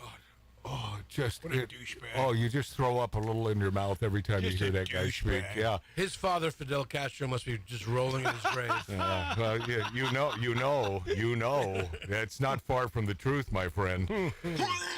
Yeah. Oh, it's so icky. So icky. But how about that soccer game? You guys won it. Yeah.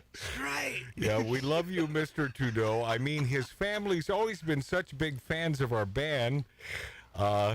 And then the roar of booing and jeering from the crowd, leaving old Mixter, that little dude there on stage, seemingly shocked.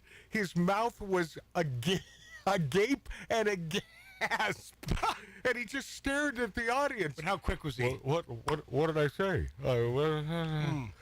Yeah, more lawsuits. Reality TV. Here's what's next for Alec Baldwin after the involuntary manslaughter case dismissal. And doesn't this prove that it's all about the judge? Yes.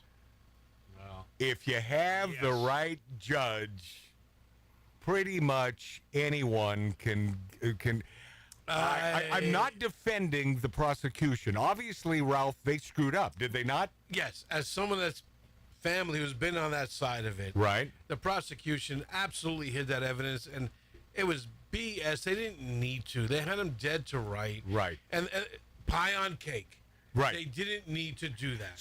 So perhaps the judge, even though we may not appreciate the verdict because it's black and white what went down, the judge had no choice. May have done the right thing. Absolutely. So you're saying they tried to oversell? No. No, they did. They did try to oversell. They hid evidence. Yes. Well, okay. All right. Yeah, you don't. And by the way, Okay. that's the same thing going to Trump with the prosecution in New York. Yes. That judge should have thrown it out too. Oh, hell yeah. Instantly. Right. But we know who that judge is. Oh boy. Oh boy. And that judge, I have no proof of this.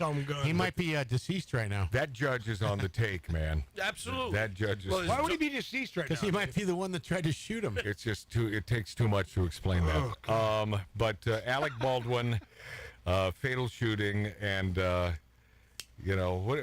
how do you think Helena Hutchins? How do you think her family feels They right have now? got to be angry. Well, I will tell you, based on that judge throwing the case out, Yeah. the armorer, that young gal, her case should be thrown out as well, because there's the same evidence. Well, but it's not that though. The armorer was in charge of making It sure. doesn't matter. The prosecution hid the evidence. Right. That should be thrown out. Dave, the armor, they went and shot guns in the desert before they did that actual scene. Yeah. And made sure they were loaded at the time they were shooting them. I understand, but it was Marty, you're her missing the point. obligation to But make sure the gun was clear. I'm talking about on the facts of the case. Yes, the armorer should have went to Right. jail.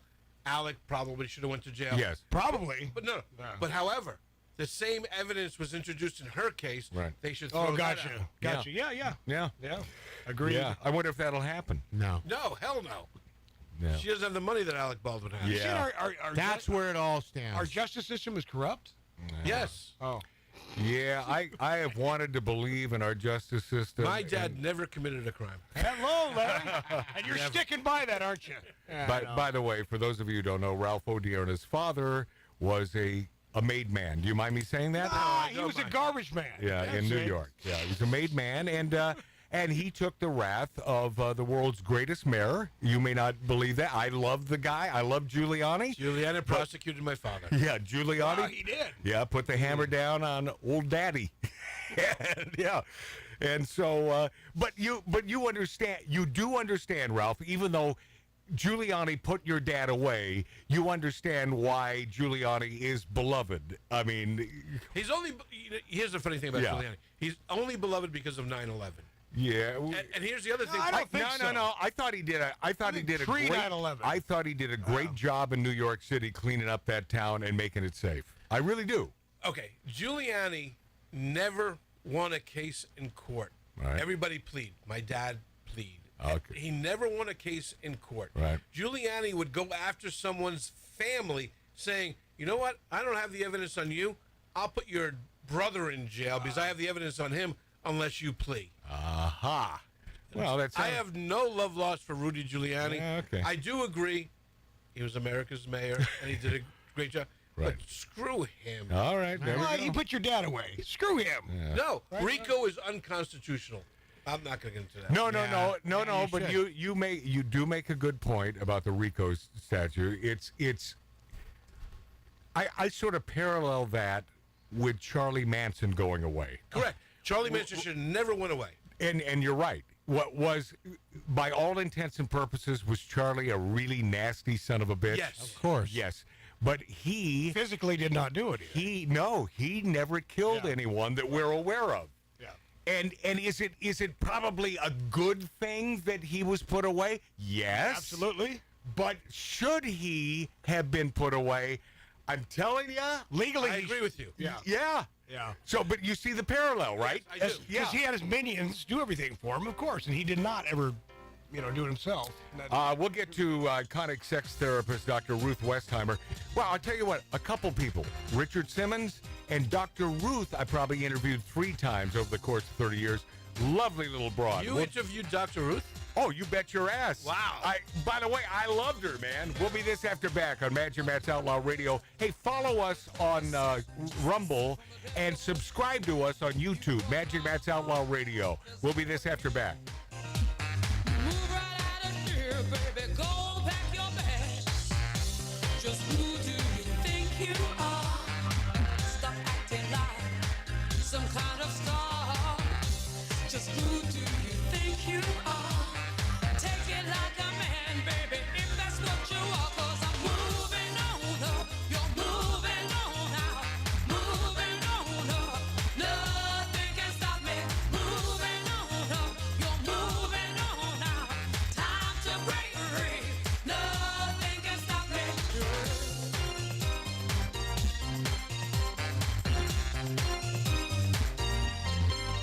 brag a man has walked in space, but you can't even find my place. There ain't nothing you can do, 'cause I've had enough of me, baby, being part of you. Just who do you think you are? This time you've gone too far. Just who do you think you are? Take it like a man, baby, if that's what you are, 'cause I'm moving on up. You're moving on now. Moving on up. Nothing can stop me. Moving on up. You're moving on now. Time to break free. Nothing can stop me.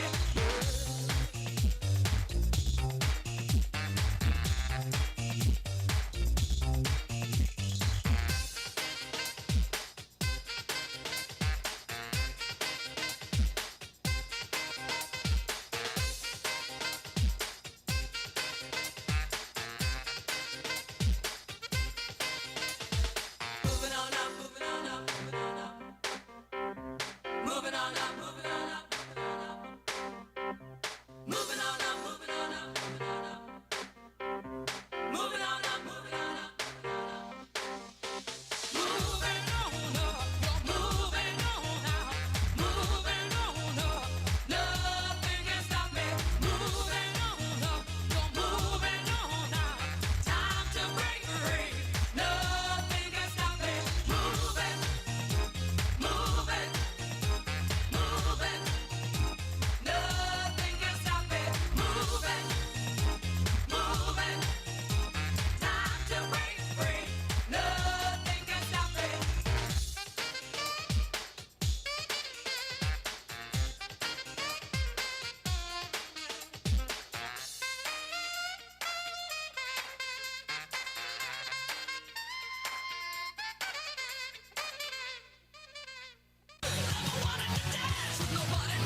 This is Outlaw Radio.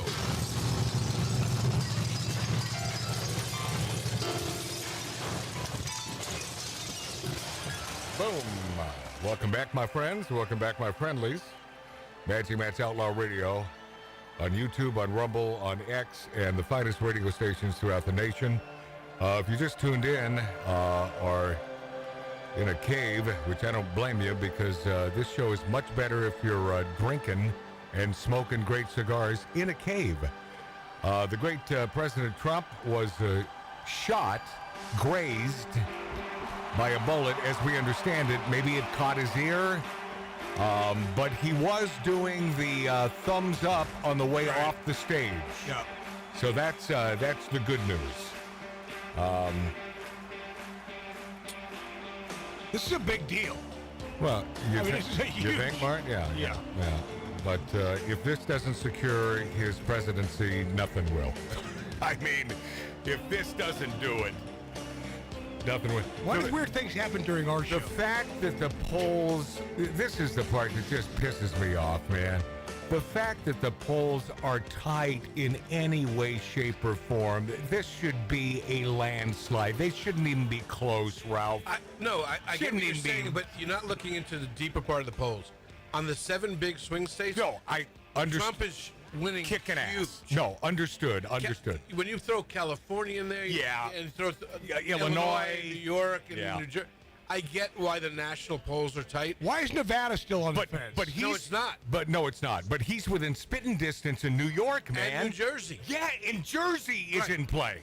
So somebody just, I forget who the political prognosticator was, said Trump hasn't spent a dime yet in swing states. Oh, is that right? And he's winning in all of the swing states. Once he starts unleashing the dollars in the swing states, it's over. And that's what the Democrats know that. Hey, Matt, Mary just texted me. An innocent bystander was also killed. Wow. In that shooting. Thank you, Mary. Wow, thank you. That's upstate Mary. We love her. Someone attending the rally died as well. Son of a bitch. Wow. Son of a bitch. It's ugly, man. Yeah. And by the way, trending on X, staged Pennsylvania rally. Staged? Staged. Meaning That this is fake. That it's well, it's AI. Right. Absolutely. What's fake? The shooting and Yeah, everything? of course, Mart. Come on. Mart, don't you understand? Yes, it's AI. None of this really happened. This is all fabricated. Yeah, this Who is. believes in that? What? Who? What? Well. Okay, rhetorical question. Sorry. There's an easy answer to that one. And by the way, I'm very proud to use the word rhetorical. Yeah. And Thank you, Ralph. Thank you, Uncle Ralph. Okay, and P.S. If friggin' Biden says this one more time, I will, instead of throwing up in my mouth, I will throw up. Talking about the fact that bullets kill more children than anything else. That bothered me so bad. He said he doubled down on this yesterday. He's never been in a car. He mentioned. What I say to you, Matt? It is the biggest effing lie. Yeah. It is a lie. Complete lie. 100%. But of course, is the New York Times calling him out on this? No, if you want to save children under the age of 6, ban swimming pools. Yeah, of course. Well, I'll tell you what you do. If you want to save children under the age of 6, explain to them how great the United States of America is, and this is why we vote this way. Right. Or ban swimming pools. Ban them getting into vehicles. Ralph, I was just going to say that. Or ban swimming pools. ban childhood cancers and all that stuff. But bullets are the number one friggin' It's a lie. It's such a lie. Of children's It's a lie. deaths. But this man lies with the ease that we drink bourbon and smoke fine cigars. Well, Matt, another thing he says that everybody's sick of him, but it's like, You sound like Biden. No, that's what I was doing, Biden. Yeah. Well, he didn't do an English accent. Anyway. The anyway thing. Well, the anyway. By the way, the anyway thing sort of comes from Bob Hope. When Bob Hope used to do a joke that didn't really hit, then he'd say, "But it's either or anyway." And then you move on. Yeah. See, and he makes it sound as though Biden makes it sound as though he doesn't want to go into it, when in reality he forgot what he was talking about. Yeah. Anyway. Anyway. By the way, Biden speaks the truth, and no one wants to believe it. Yeah. When he said I had a complete physical, and they said I was completely fine outside of my brain. Outside of my brain. Yeah, I know. And he did. He went on record with that. He said that. Yeah. When we return, I'll get to the Dr. Ruth Westheimer, because I adored that little German gal. And the Hawk Tuah girl has a new song. We need God her, bless we need her on this show. Oh, we need the song on the show next on Magic Matt's Outlaw Radio, on YouTube, on Rumble, on X. Subscribe to us on YouTube, even though YouTube hates us, and the finest radio stations in the nation. Magic Matt's Outlaw Radio. Thank you for being there. Wait a minute. Fill my cup, put some nigga in it. Take a sip, sign the check. Julio, get the stretch. Right to Harlem, Hollywood, Jackson, Mississippi. If we show up, we gon' show out. Smoother than a fresh drop. Skip it. I'm too hot. Call the police and the fireman. I'm too hot. Make a dragon wanna retire, man. I'm too hot. Bitch, say my name, you know who I am. I'm too hot. And my band bought that money. Break it down. Girls hit you, hallelujah. Girls hit you, hallelujah. Girls hit you, hallelujah. Cause Uptown Funk don't give it to you. Cause Uptown Funk don't give it to you. Cause Uptown Funk don't give it to you. Saturday night and we in the spot. Don't believe me, just watch.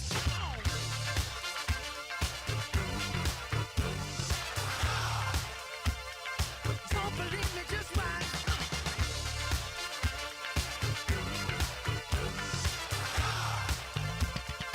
Don't believe me, just watch. Don't believe me, just watch. Don't believe me, just watch. Don't believe me, just watch. Hey, hey, hey, oh! Before we leave, let me tell y'all a little something. Uptown, funk you up. Uptown, funk you up.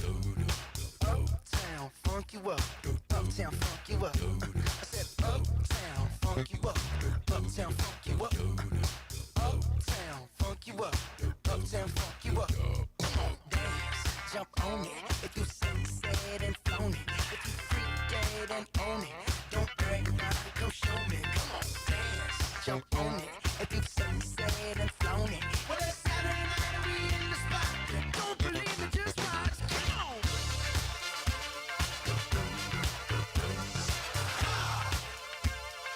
Don't believe me, just watch.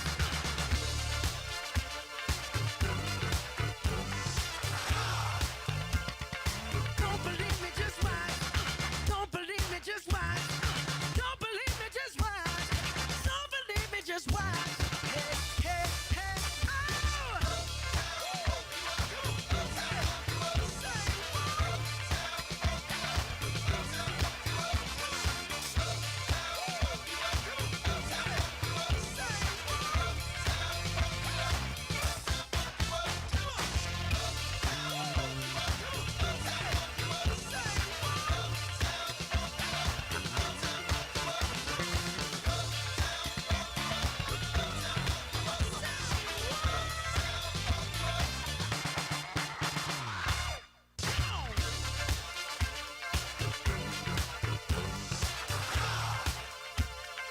Don't believe me, just watch.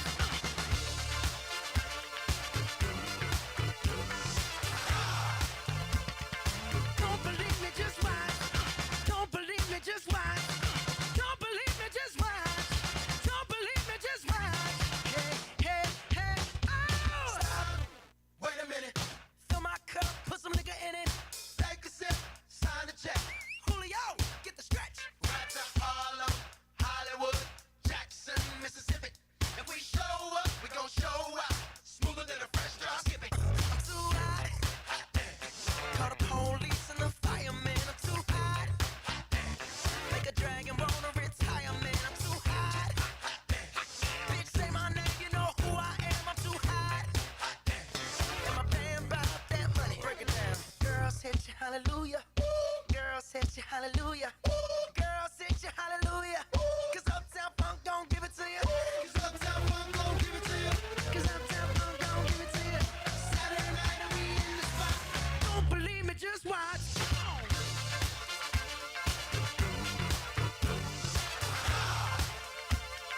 Don't believe me, just watch.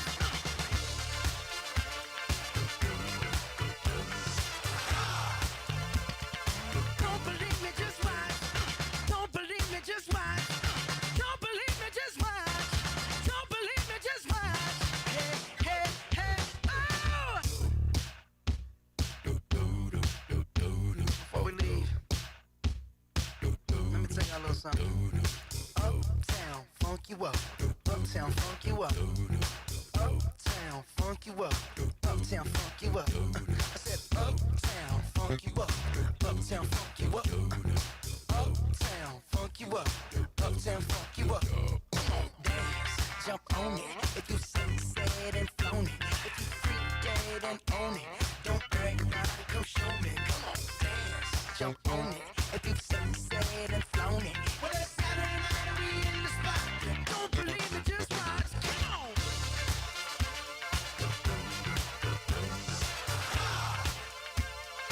Don't believe me, just watch.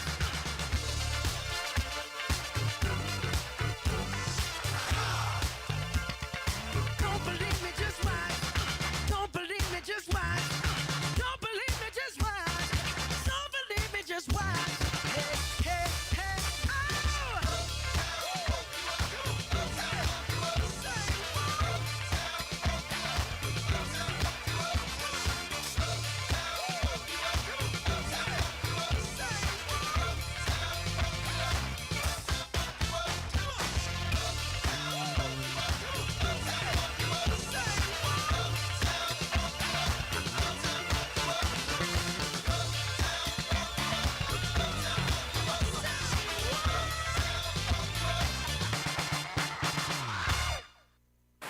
Doohickey, you know, the doohickey that rolls. Hi, this is Meatloaf. Okay, kids, you know what time it is?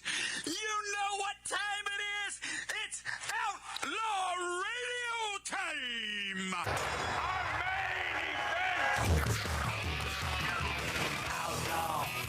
Outlaw Radio. Hi, this is Sean Young on Outlaw Radio. Hey, Hey, this is Shelley Berman on Outlaw Radio.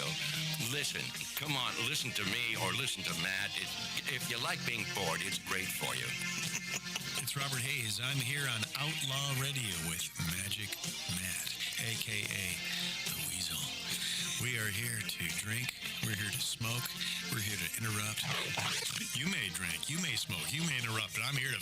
Live from the Lighten Up Lounge, this is Dom DeLuise saying, this is Outlaw Radio. Hi, this is Chuck Woolery at Lighten Up Lounge on Outlaw Radio. There's lots of fun, guys. Be back, 2 and 2.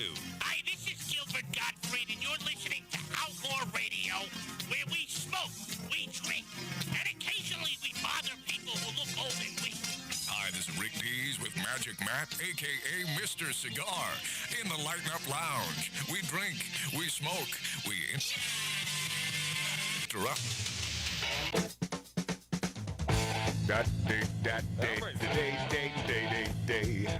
Welcome back, my friends. Welcome back, my friendlies. Magic Matt's Outlaw Radio on YouTube, on X, and the finest radio stations.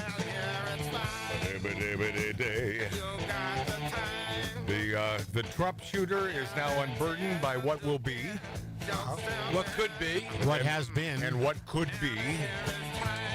Dead as a doornail, and unfortunately, I guess took someone out in the crowd trying to take Donald Trump out.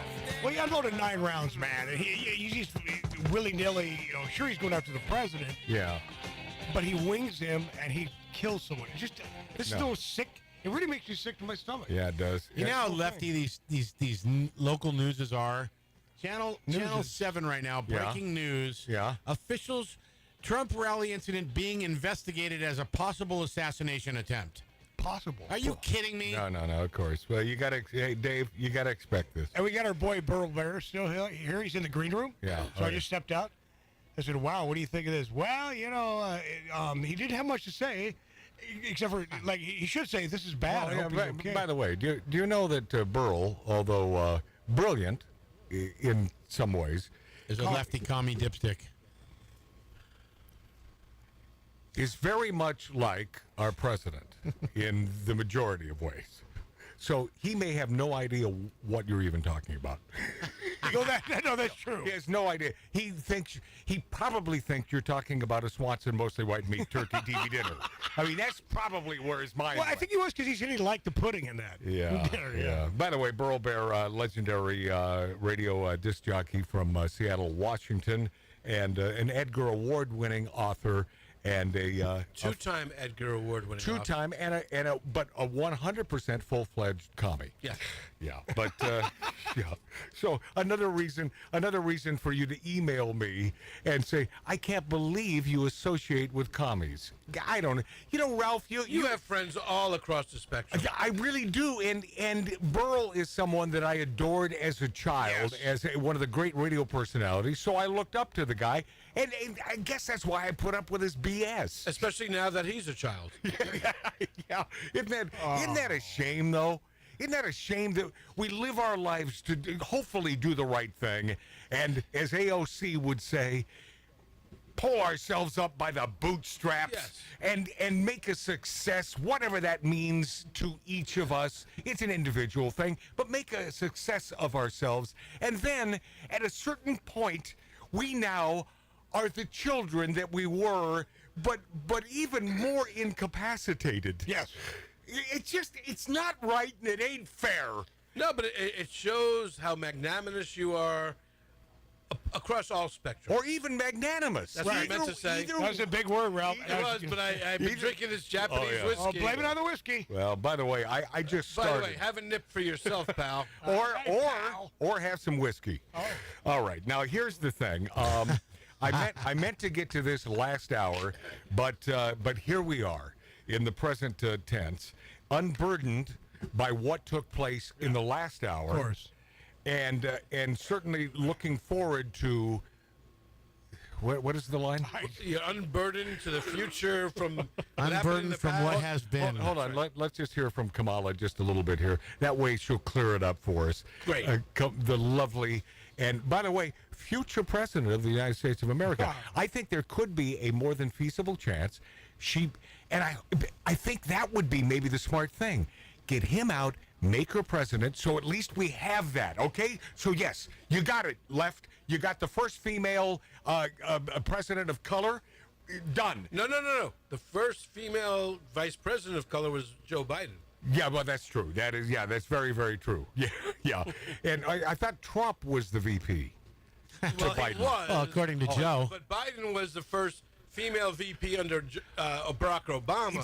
It's so tough to keep all this straight. That's why it's a tangled web. Well, because you got to take civics in class. Yes, and when you have these Menses in the White House, we will never be as smart as, well, this gal here, Kamala Harris. I think it's very important, as you have heard from so many incredible leaders, for us at every moment in time, and certainly this one, to see the moment in time in which we exist and are present, and to be able to contextualize it, to understand where we exist in the history and in the moment as it relates not only to the past but the future. Yep. Yes. Yeah. That was awesome. She's right. Articulate as that. All that applause is for you, Camille, or whatever the hell your name is. Mamala. Shamil. Mamala.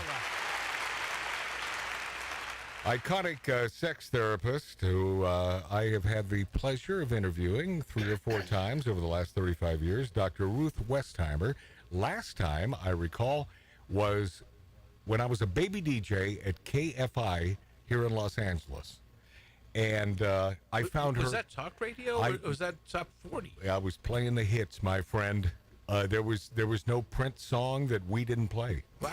Yeah, this was about 83.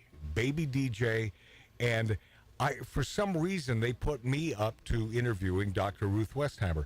What a sweet gal, gone at 96 years old. That's quite the life. Short life. I mean, that is quite the life. According to Lori Downey Jr., she's a baby. She's a baby, yeah. Lori Downey, former producer of Magic Matt's Outlaw Radio.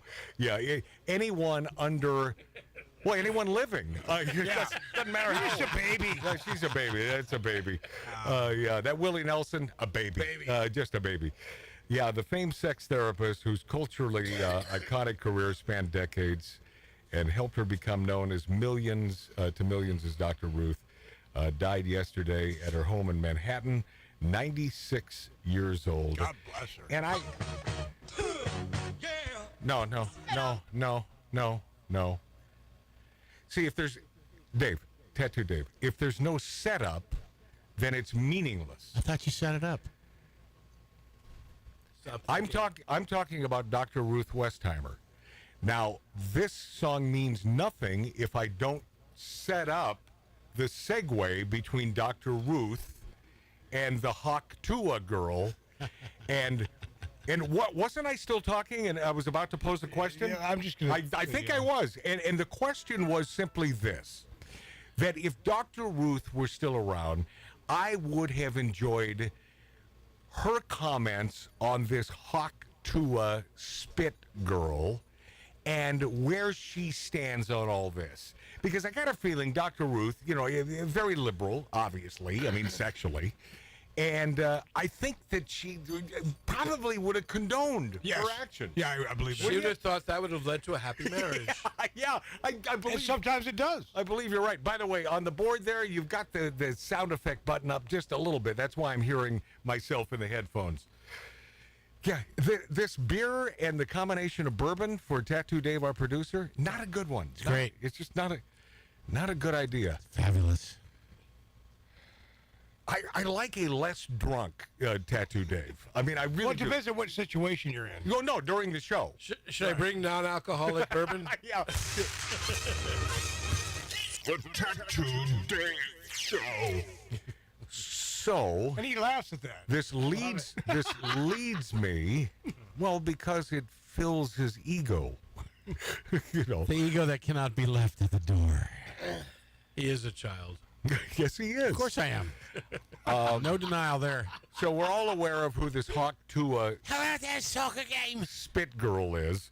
Not good. We were discussing her last week on the show, and even played a little snippet of this gal.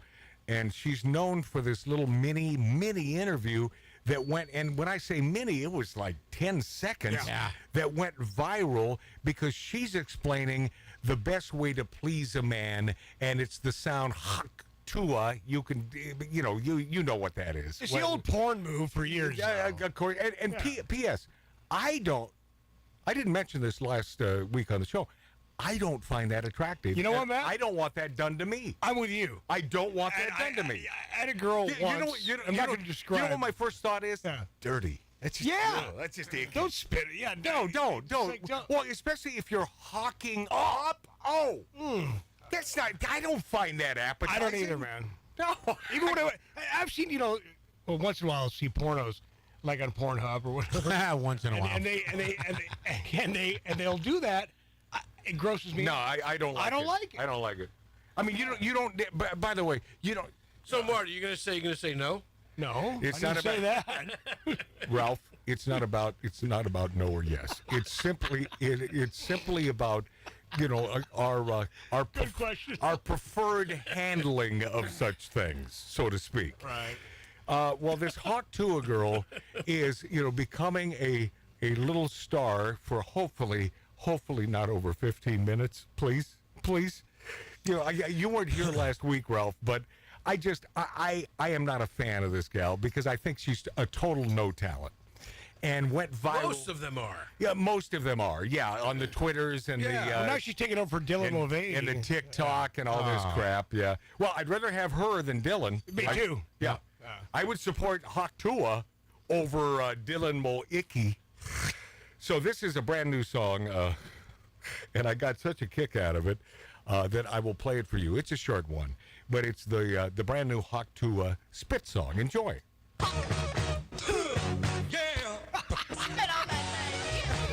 Absolutely. Say it again. Oh, yeah. Look out. Absolutely. Listen to me. Oh! That is awesome. I wonder if Edwin Starr is spinning in his grave right now, or he's saying, okay. I'd put her on stage.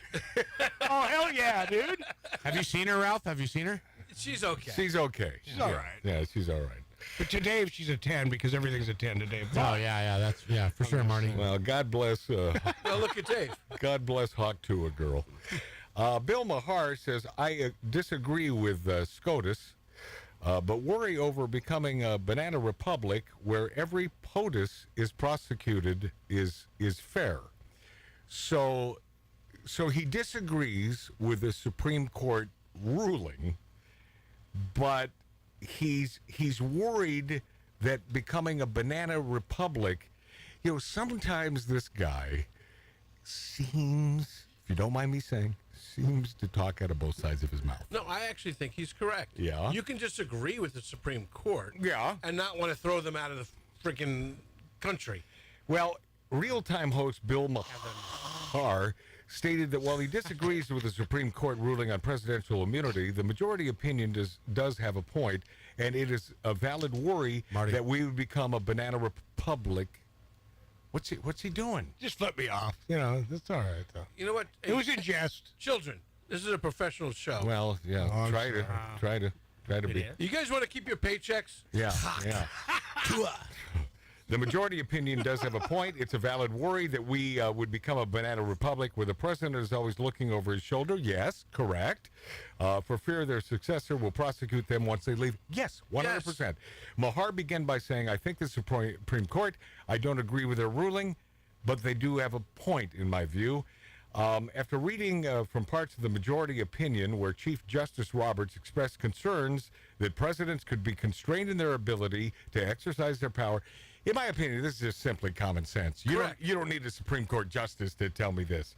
In office, due to fear that their successor will prosecute them, Behar said that's not an inconsequential thing to consider that we would become a banana republic where the guy's always looking over his shoulder.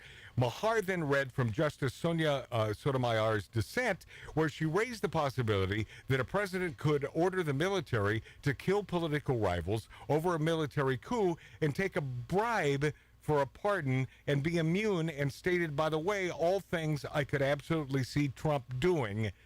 if he hasn't done already. That's Bill Behar. He's a moron. He's a moron. First of all, a moron. Yeah. No military person is going to kill someone because the president says it. Absolutely. It's called an illegal order. That's right. Absolutely. That's right. By the way, on the bribery for partners, Yeah. someone should talk to Bill Clinton about Diana Rich's husband. Yeah. Yeah.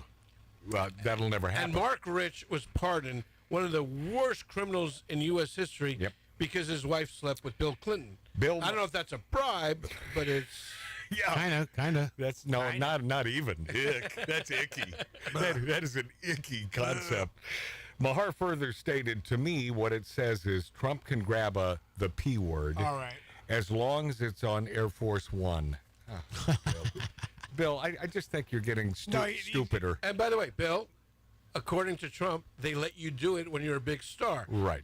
This doesn't happen to you because you're not a big star. But for Trump, so it's not a big problem. And by the way, you know, Bill Behar will never be honest with you about it. No. But my God, he probably appreciated those words from Trump. I'm telling you, I don't know him that well, but I've spoken to Bill Behar. By the way, Matt, how long have you been in radio with musicians? What? How long have you been in radio with musicians? Too many years. Too many years. Yes. Gals that have followed these musicians. What do they do? What do they do? What do they do? They and hot. Oh, they do hawk too. And they will say, "Grab whatever you want. Yeah. I want backstage passes." Because the fame, absolutely, the fame of being with a famous musician is massiveness in the minds of many a female. Absolutely, and that's true.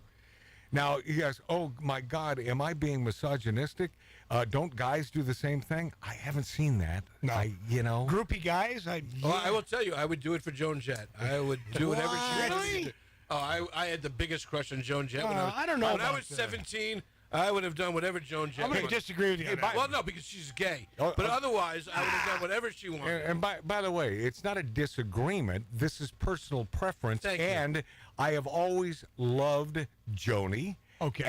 As I spoke to her for hours at the film, the Living Day, the Daylight, whatever the hell that film was.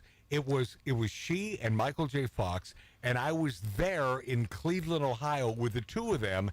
And she is the sweetest, nicest Never gal said that, but on the planet. To me, But if she said, "Grab my pee," I would have grabbed it in a heartbeat. Of course, if she invited you, yeah. Yes. No, I'm a fan. I love her to death. I don't know why you don't like Joan Jett. Well, no, I didn't. No, I just said I didn't like her. Aesthetically, she didn't do it for me. But I'll tell you this. I thought she was pretty. I thought she was pretty sexy. I think she's hot. No, aesthetically, no, not a beautiful gal. See, I go to Olivia Newton-John. If you're talking about like a singer but that's different. Yeah, she's gorgeous. I mean, But I always had it for her. See, there's a gorgeous girl from the inside out. Olivia, what a sweetheart. Oh my God, God rest her soul. Yeah, when I am the biggest name dropper, so I might as well just go with it. So just go, Olivia. When I met her 5 years ago here in town at an awards dinner, she commented on my footwear. She liked it. That's all. You know what, That's Matt? all I'm saying, yeah. Speaking of that, women like what you're wearing on your feet. I'm telling you, man. I've been at bars before. There's one girl sitting outside with me. I'm having a smoke. Yeah, they do outside like this local bar. They like shoes. They like watches. They go, and look at like your shoes. I just bought these brand new shoes. She goes, now see your shoes, see his shoes. Yeah. And she starts whispering to me, see, yours are way cooler than that. Those are generic, stupid shoes. She started pointing this out. These are things that females see. And the other thing that I learned years ago, and I, by the way, it should have taken hold with me because I bite my fingernails. I do. Yeah. It's not a good habit, but I do that. And one of my myriad ex-girlfriends brought this up one day, and I forget what the subject is, but she said that females look at your fingers. Oh, yeah. They look at your Big time. fingernails, and they will notice if they're dirty, if they're bit, and dirty is the worst. Oh, no. Because if they're dirty, and you could probably figure out why. I mean, that's an easy one, right? To figure out if indeed they're contemplating spending time with you in a sexual manner. But these are the things, and I love that about one of my exes who made that clear, because that's something as a man I never really thought about. You don't notice. No, they notice every little freaking thing. Marty, as a rock and roll aficionado, Joan Jett or Pat Benatar? Oh, geez. Pat Benatar. Pat Benatar. I'm going with Pat. Okay, All right. okay. Joan Jett, 100%. Thank you. But you know that I'm not a fan of Pat Benatar. Okay. Yeah, yeah. What She looks like a little rodent. So does Joan Jett. So does, does Joan Jett. Except darker with darker eyes and leather. Well, Joan Jett, Cherie Curry. Yeah. Cherie from the Runaways. So by the way, Joan from the Runaways. by the way, now my brother's going to become the name dropper. Here we go. Well, Joan from the Runaways. I know Robert Hayes. There we go. Gonna become. Our friend Bobby Hayes See? was married to I told Cherie you. Curry, right? I smelled this coming.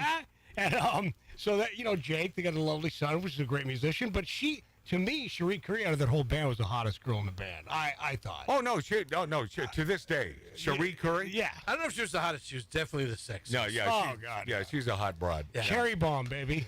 Susanna Hoff is though. Matthew McConaughey. Wait a second. Oh, wait, yeah. Was Susanna? She was in that All band right, too. all right. Was she in that band? yes. Yeah, that's right. Before the Go-Go's. Right. All right, you got something there because she's. Yeah. Yeah. By the way, dirtiest fingernails in this room. Can anyone guess? Quick. Mark C.G. Boyer. Without a doubt. Yeah. The Cheetos, the fucking Doritos. Hey. Mark that down now, Dave. Yeah, got to bleep that. Matthew McConaughey tells National Governors Association he's still mulling run for political office. He continued. Dog catcher? He continued. He could. Not that heavy a position. All right. He continued to. Okay, we know the bit. God, I'm so tired of hearing that. All right. Oh, That's the only thing I got from Matthew. Yeah, but just butt cringe. Here, let me turn it into a. McConaughey continued to tease he might run for political office to a room full of governors, joshing about drinking his brand of tequila with at least one of them the night before, taking advice from another to be himself if he ever does run. May I go on record as saying, Matthew, we don't need you. Okay, No, just stay. not really. We really don't. Just stay out. Go surf in Malibu and just have a good day. Yeah, could you just stay out of politics? I mean, I've already heard some of your ridiculous axiom about your political stance. Not really. You know, if you want that, we'll go for the chick who is articulate and smart. And I went on record a few months ago saying she should be Trump's running mate. What's her name? Tulsi Gabbard. Yeah. Tulsi Gabbard. You have got a record. But the problem is she's still one of them. And it's true. And it really is true. She's still, no matter how cognizant and intelligent a woman she is, damn it, she's still one of them. She's big government. Yeah. Right. Yes. That's what I mean. She's still one of them. Hey, Rosie O'Donnell says Democrats have a better choice than Biden. Wow. Rosie's still alive? Yeah. Well, what's he doing these days? He's I'll tell you what she is. I saw a picture, and more beautiful by the day. Yeah. Left-wing actor, comedian, and TV host Rosie O'Donnell has joined the chorus of Hollywood elites calling for Joe Biden to step aside and let some other candidate rise at the Democrat Party's standard bearer. The standard bearer. O'Donnell jumped to her X account. Yeah, you know steel can't melt, right? It's physically impossible for steel to melt. I've only done it. I don't know where the word smelt came from, but go ahead. Yes. O'Donnell jumped to her X account to note that she now agrees with an article written by left-wing commentator Ezra Klein, who, nice Irish boy, who back in February wrote a New York Times editorial in which he concluded that Joe Biden simply wasn't the best candidate, and this was back in February. Wasn't the best candidate for 2024. Klein urged someone in the party to convince Biden to step aside and close out his political career as a hero who decided to serve only one term for the benefit of the nation. Oh, boy. A hero. All right, here's, update. Here's what I think is going to happen. Kamala, Newsom vice president. I believe that's the ticket. That will pretty much guarantee. What do you think, Ralph? Joe's the candidate. He's not giving it up because Jill doesn't want to go away. They're going to oust him. That you can't. Jill's an evil person. No. It's called 25, my friend. Well, oh, yeah. By the way. Yeah. I will not take that away from you, Matt. All right. Let's see what happens. We'll be this after back. Oh, by the way, actor Ashley Judd in the news, and I'll jump on that next. I've gone to ground. I'm watching porn in my hotel dressing gown. And now I dream of you, but I still believe there's only enough for one in a slowly hotel suite. The journey's long, and I feel so bad. I'm thinking back to the last day we had. Old fades into the night. Soon I know I'll be back with you. I'm nearly with you. I'm nearly with you. When I'm weak, I draw strength from you. And when you're lost, I know how to change your mood. And when I'm down, you breathe life over me. Even though it must part, we are each other's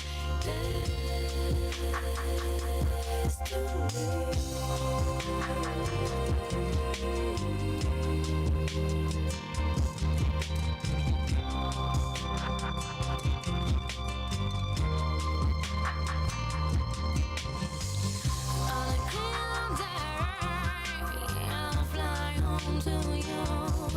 I'm bending time, I'm getting back to you. Open fades into the night, and soon I know I'll be back with you. I'm nearly with you. I'm nearly with you. When I'm weak, I draw strength from you. And when you're lost, I know how to change your mood. And when I'm down, you breathe life over me. Even though we're miles apart, we are each other's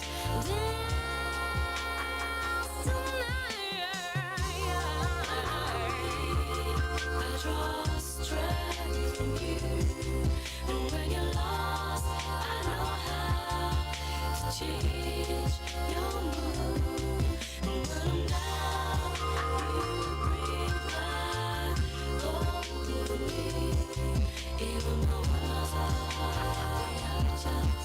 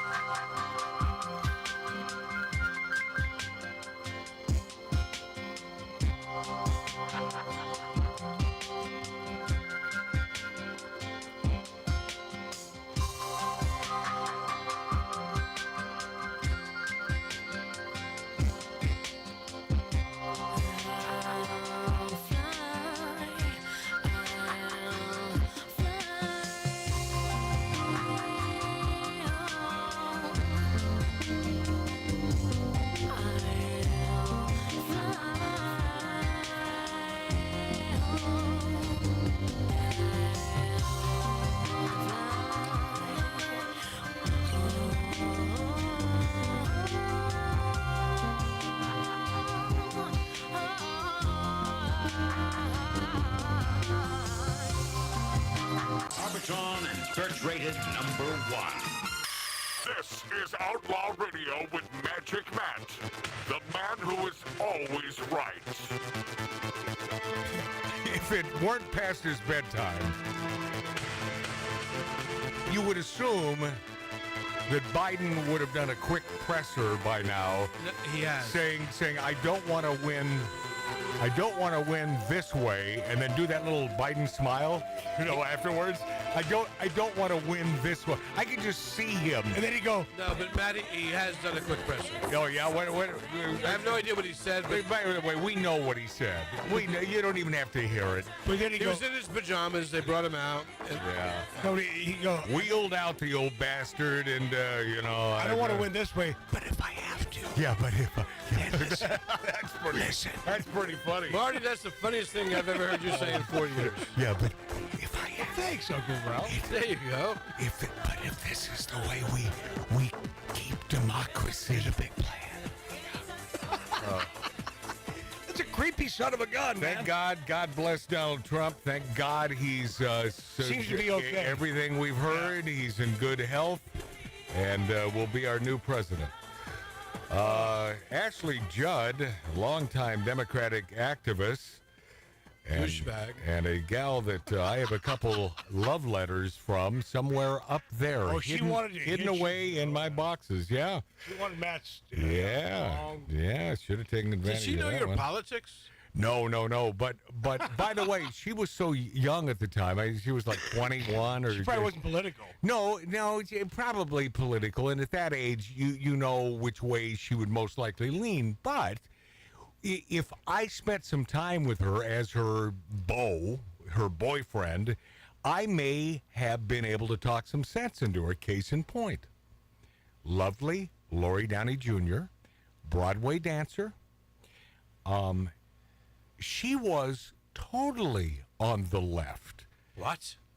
Being a Broadway dancer, New York City, Ralph, follow me on this. Okay. She's a Broadway dancer. But she was attracted to Morton Downey Jr. But hold on just a moment. Hold your Downey horses here. All right. Here's the dealio.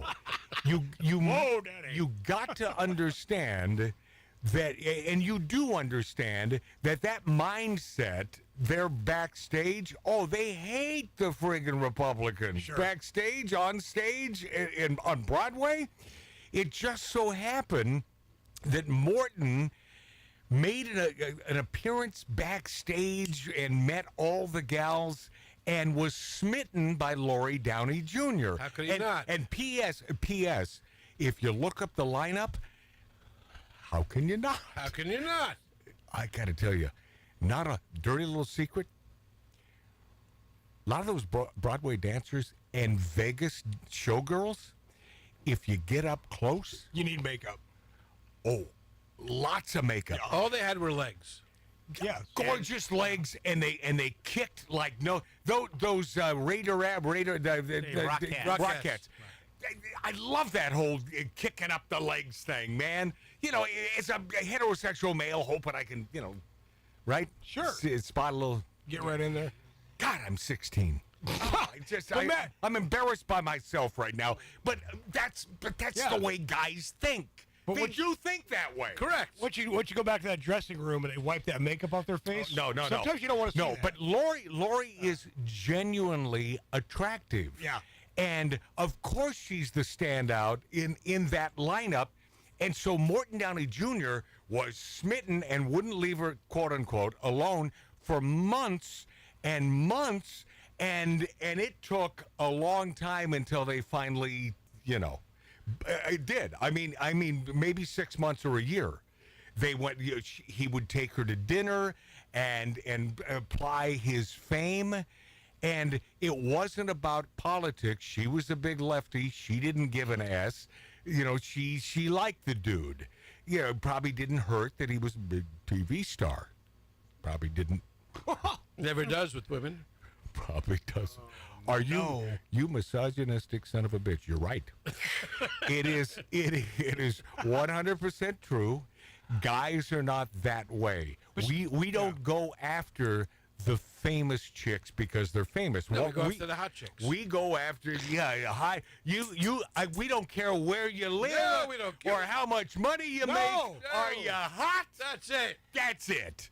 Oh, yeah. Do you have a car? I don't care. Do you have a house? I don't care. So Ashley Judd, if I would have accepted her advances, she was hot. I was married at the time, and if I had accepted her advances, I may have been able, as Morton Downey Jr. changed or at least filtered in some common sense politically to Lori Downey Jr. I could have perhaps done the same thing with Ashley Judd. It's not out of the question. Unless Rick Dees stepped in. Because they're both from Kentucky. I don't know. Oh, is that right? Is Ashley from Kentucky? That's all related. No. She's from Kentucky. Yes, she is. So Ashley Judd is adding her voice to calls for President Joe Biden to step aside from the presidential race following his performance in last month's debate, arguing she worries he could lose to Republican Donald Trump in November. Well, yeah, Ashley, come on. Let's do the right thing for America. You're from Kentucky, for God's sakes. A lot of God-fearing lovers of America. Yeah. The majority in Kentucky. She ran against Mitch McConnell. Ashley Judd did? Yes, she did.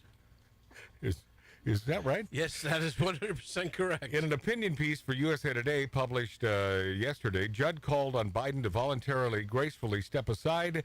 Well, that's impossible. Gracefully? So that his party can support a talented, robust Democrat for the presidency. She described Biden during the debate as incapable of countering Trump. Well, it's just the obvious is just so ridiculous here. While he, unchecked, gushed a fire hose of lies, of galling lies. A fire hose. Yeah. Where's your mind, Ashley? You're still thinking about me, aren't you, Ashley? Oh, boy. Judd, who's been an outspoken supporter for Biden and other Democrats across the country, noted the political activism that has accompanied her multi-decade Hollywood career. Her allegations against movie mogul Harvey Weinstein helped spark the Me Too movement. Yeah, I didn't sense it when I met her and spent some time with her in Philadelphia, but... and maybe she wasn't this way back then. I doubt it. But, boy, she seems to be a man-hater. She really does. She does. Warning that she fears Trump would wield the power of the presidency with unprecedented, incalculable cruelty and unfairness. Well, yeah, he certainly did that the first 4 years, right? Any proof of that whatsoever? I guess he did. Except doing the right thing for American citizens? Yeah. I mean, aside from doing the right thing... And I don't recall spending $12 for a dozen eggs back then, or now $10 for a pound of beef that should be $5.99. I can't get out of my brain what Dees would have said if he found out Matt and Ashley Judd, because Dees is from Kentucky. Yeah, Rick Dees. Dees would have had something to say to Ashley.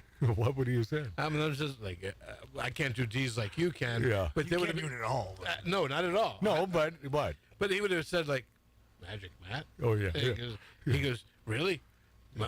The guy that comes on after me? Yeah. Yeah. At least you had some sort of a punchline there. That's right. You were going nowhere with it. Ashley, God bless. There you go. God bless you, Ashley. But aren't you going to go for the star of the radio There you station? go. I mean, isn't that don't you want to do the right thing, Ashley? And Matt, what would our friend Barry God bless you. And here come the Druds. No, what are they called? Oh, the Judds. Here come the Judds. Yeah. So, Matt, what would our friend Barry Goodall from Goodall's Country Kitchen, what would he say?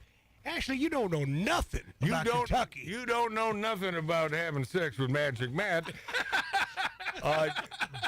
Judd did not posit a possible replacement for Biden atop the ticket, and a representative did not... Ashley Judd has a representative?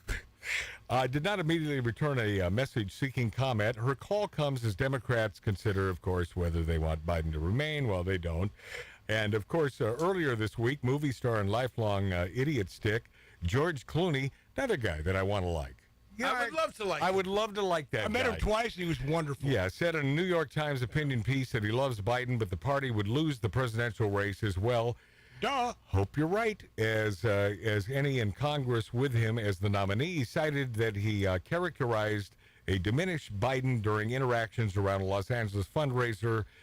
Judd was at the White House in April to help the Biden administration promote its new national strategy to prevent suicide. What the hell is that? I don't know. in which she lost her mother. Oh, did she kill herself? No, I didn't think she Yes, did. she did. Oh, that's too bad, man. How'd she do it? Shotgun. That's too bad. Really? Oh, that's, Yes. wow. That sucks. How did This is just last year. 2 years ago. Or two, yeah. That sucks, man. The Biden campaign. She was hot. The Biden campaign did not immediately. God, is that all you're thinking about? Return Oh, yeah, she was hot. That's what males. First of all, Ashley had the best boobs ever. Come on, man. But you don't no. think her mom was hot? I saw him up close. Not in her demise. She wasn't. Well, that's because demise. she was missing a face. For God's Wow, sakes, I mean, Right. the Biden campaign did not immediately return a message seeking comment on Ashley Judd's piece in the Times. Well, if you recall, Ashley Judd, gorgeous, few gorgeous. years ago, Ashley Judd in an airport made this. I think it was a Facebook. What do they call that? The Facebook videos. Yeah. And it was Just short. It was before TikTok was the thing. It was called Facebook Live. Yeah, and so she made this piece there in an airport, and so if you're wondering, I doubt you are, but if there's any chance that you're wondering, is that Ashley Judd a Mensa? Is she smart enough to write a piece in any sort of a publication? No. Well, let's discover it together. This is Ashley Judd in an airport. Enjoy. Hi, I'm Ashley Judd, and I'm going to do a little live post from the airport. I'm traveling today, and this is the kind of Pause. thing to me that happens. Can't you hear right off the bat? It sounds as though she's looking for trouble, in my opinion, as though she's really uptight. Doesn't it sound that way to you? Anyone else? A little bit, yeah, a little bit. You're right, Dave? I Yeah. mean, you hear the tenseness. It's like there's something. Well, there's a reason. There's a reason behind her doing this post. You bet you're right. Yeah. There's something that has already just ticked her off, and we all, being guys and lovers of females, we know when things are about to disrupt our lives. Well, Matt, I was going to say, so first off, she said, I'm in an airport today. I'm traveling today. Yeah.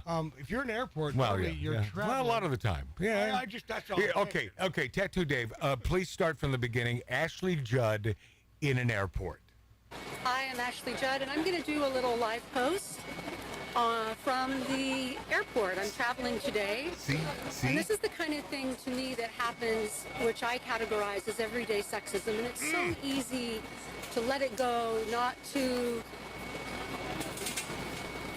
speak up, particularly when it's so easy for someone to push back and say, oh, I was just being polite or something like that. So Pause. coming through You mean, security- Ashley, you mean some man telling you the truth? Yeah. Right? I was simply being polite? That sort of thing? Continue. I said, hey, sweetheart. And I said, I'm not your sweetheart. I am your client. Pause. Right off the bat, there's a problem here. Yes. Ralph? First of all, she's not his client. Right. Well, I guess it was someone who or his worked. sweetheart. Yeah, or his sweetheart. Continue. No. Go ahead. So I was already setting a boundary. And then when I was setting my things out, he said, hey, Buzzwords. nice dress. Yeah. I didn't hear him saying anything about the attire of any of the other folks in the entire line. And Pause. Maybe he didn't like your dresses. And by the way, Ashley, that's because you were hot. You're not anymore.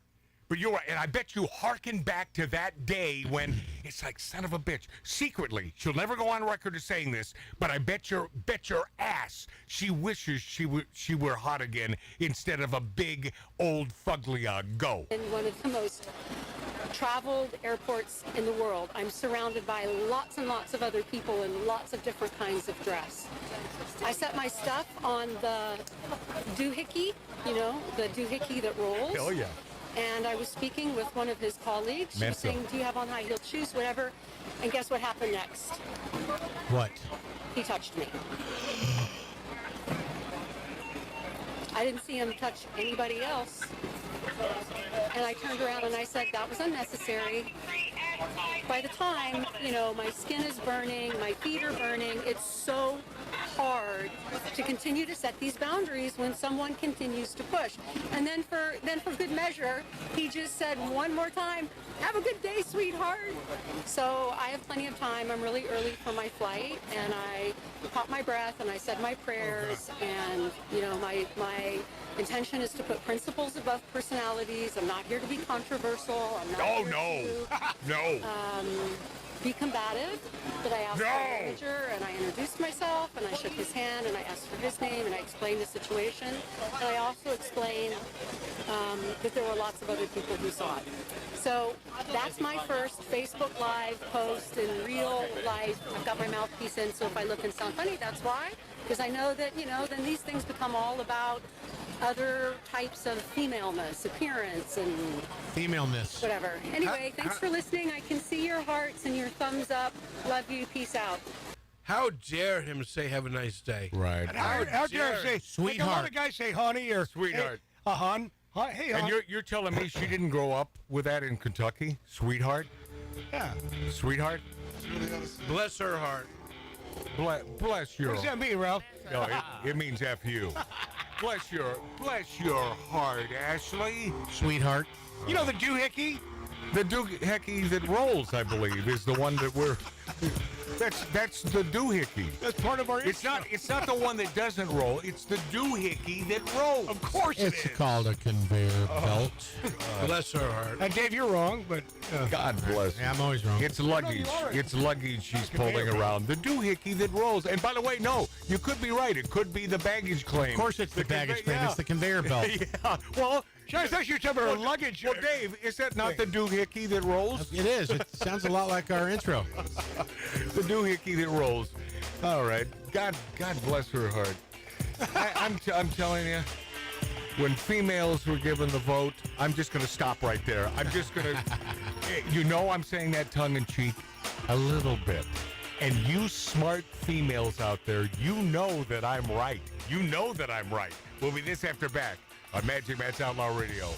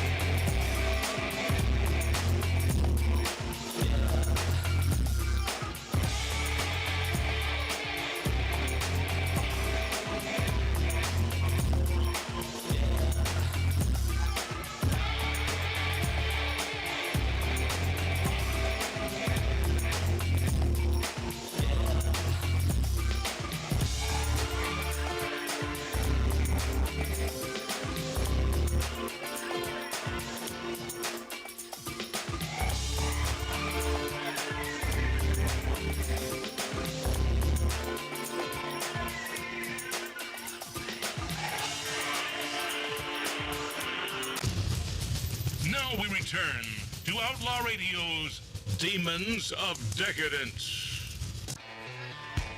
Well, the old monthly poker tourney happened again last night. This has not been my year. You know, I have been sucking like a big dog. I did come in fifth last night, so I was at least in the money. You know. Dave said he came in fifth. Oh no, Sixth. No. Dave is kicking butt. No, Dave knows. Dave, I got to tell you, he is a tournament player, man. Tattoo Dave, our producer, he knows what the hell he's doing when it comes to tournament play, man. Thank you.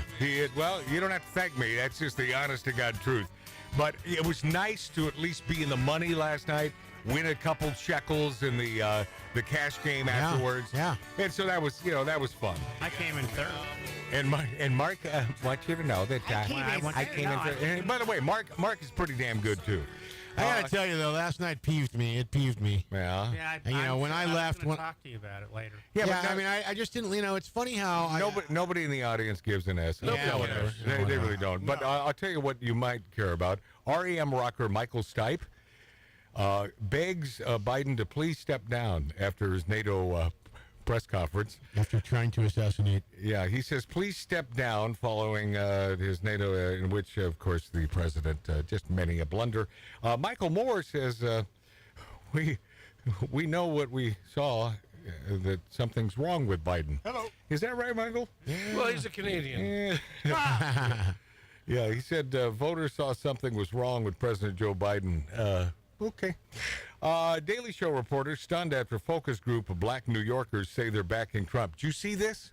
Yeah. This is brilliant. A Daily Show reporter, and by the way, this dude is really good. This guy's really good.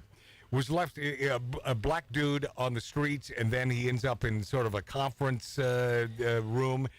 He was stunned after a focus group of black voters from New York were evenly split on whether they were supporting President Joe Biden or former President Donald Trump.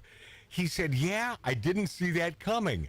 Do I have to say his name? I don't want to, but more than likely it's going to be Trump. That was one of the people on the panel. A voter named Daryl said in response to Daily Show correspondent Josh Johnson, who I think has a bright future, this dude, who asked, who will you be voting for? Johnson then asked the remaining 5 black New Yorkers who they were voting for in November, and quickly found that among the 6 panelists, 3 answered Biden, while the other 3 said they were backing Trump. Okay, so we're an even split, Johnson reacted, which he said, yeah, I didn't see that coming. It's interesting. The tides are changing. Give me 50% of the black vote all day long. You know what? How about 30? Yeah. Would you be happy with 30? Well, guess what? After today, oh, come on. Yeah. It's going to just increase immensely. Well, I hope you're right. And, of course, Joy Behar says, I'm mad at George Clooney for calling on Biden to step down. The lovely and just more beautiful every day. Gorgeous. Joy Behar told her co-host on The View that she's mad at actor George Clooney for writing an op-ed calling for President Joe Biden to step aside. Yeah, because she's really smart.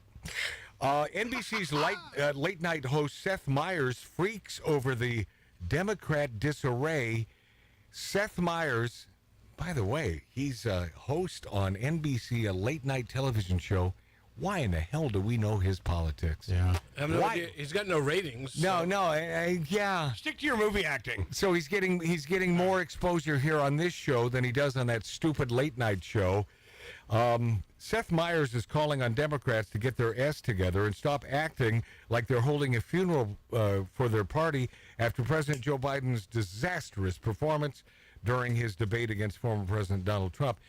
And my question is, if Seth Meyers is asking the Democrats to get your ass together, doesn't that mean they don't have their S together and shouldn't be running this country? Good point. So to ask this question now, it's simply about party affiliation and not about what's right for America.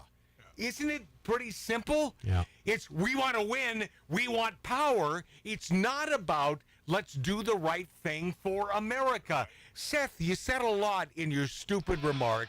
You continue to be a big dummy. Is he funny on occasion? No. He's not even funny. I thought it was some of the movies. I thought he was. No, he's a moron. Okay. Seth Meyers, moron. Thank you, Ralph Odierna. The last word on Seth. All right. Thank you to the great Tattoo Dave. Thank you for producing the show today. My brother Mark. Marty. Ralph Odierna. Mark C.G. Boyer. Marky. That just sent a butt cringe. Oh, yeah. Marky. I should have turned his mic off. Oh, yeah. My buddy who is out of the hospital, I want you to know we've received a couple notices from folks worried about Billy Dilly. By the way, our Marine. Quit smoking, Matt. Okay, that's ridiculous. But he's out here. He's back. He's in the backyard, feeling fine. Mom and Dad, I love you dearly. My daughter Alexandra, you know I love you 20 times around the world. I'm Magic Matt. Please don't forget bumblebees can't fly.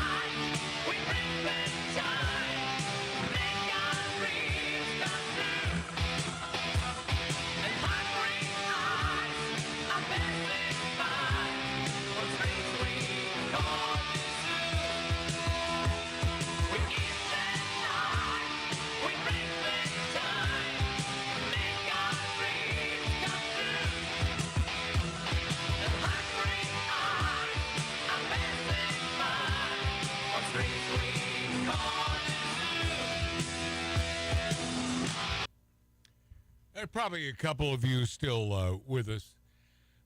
My heartfelt love and passion for our last great commander-in-chief. Hopefully, if Americans smart enough, will be our next great commander-in-chief. And if this ain't a fait accompli by some asshole piece of crap gunman or gun girl, I don't know if it's a man or woman. Usually it's a man in these instances. Godspeed, President Trump.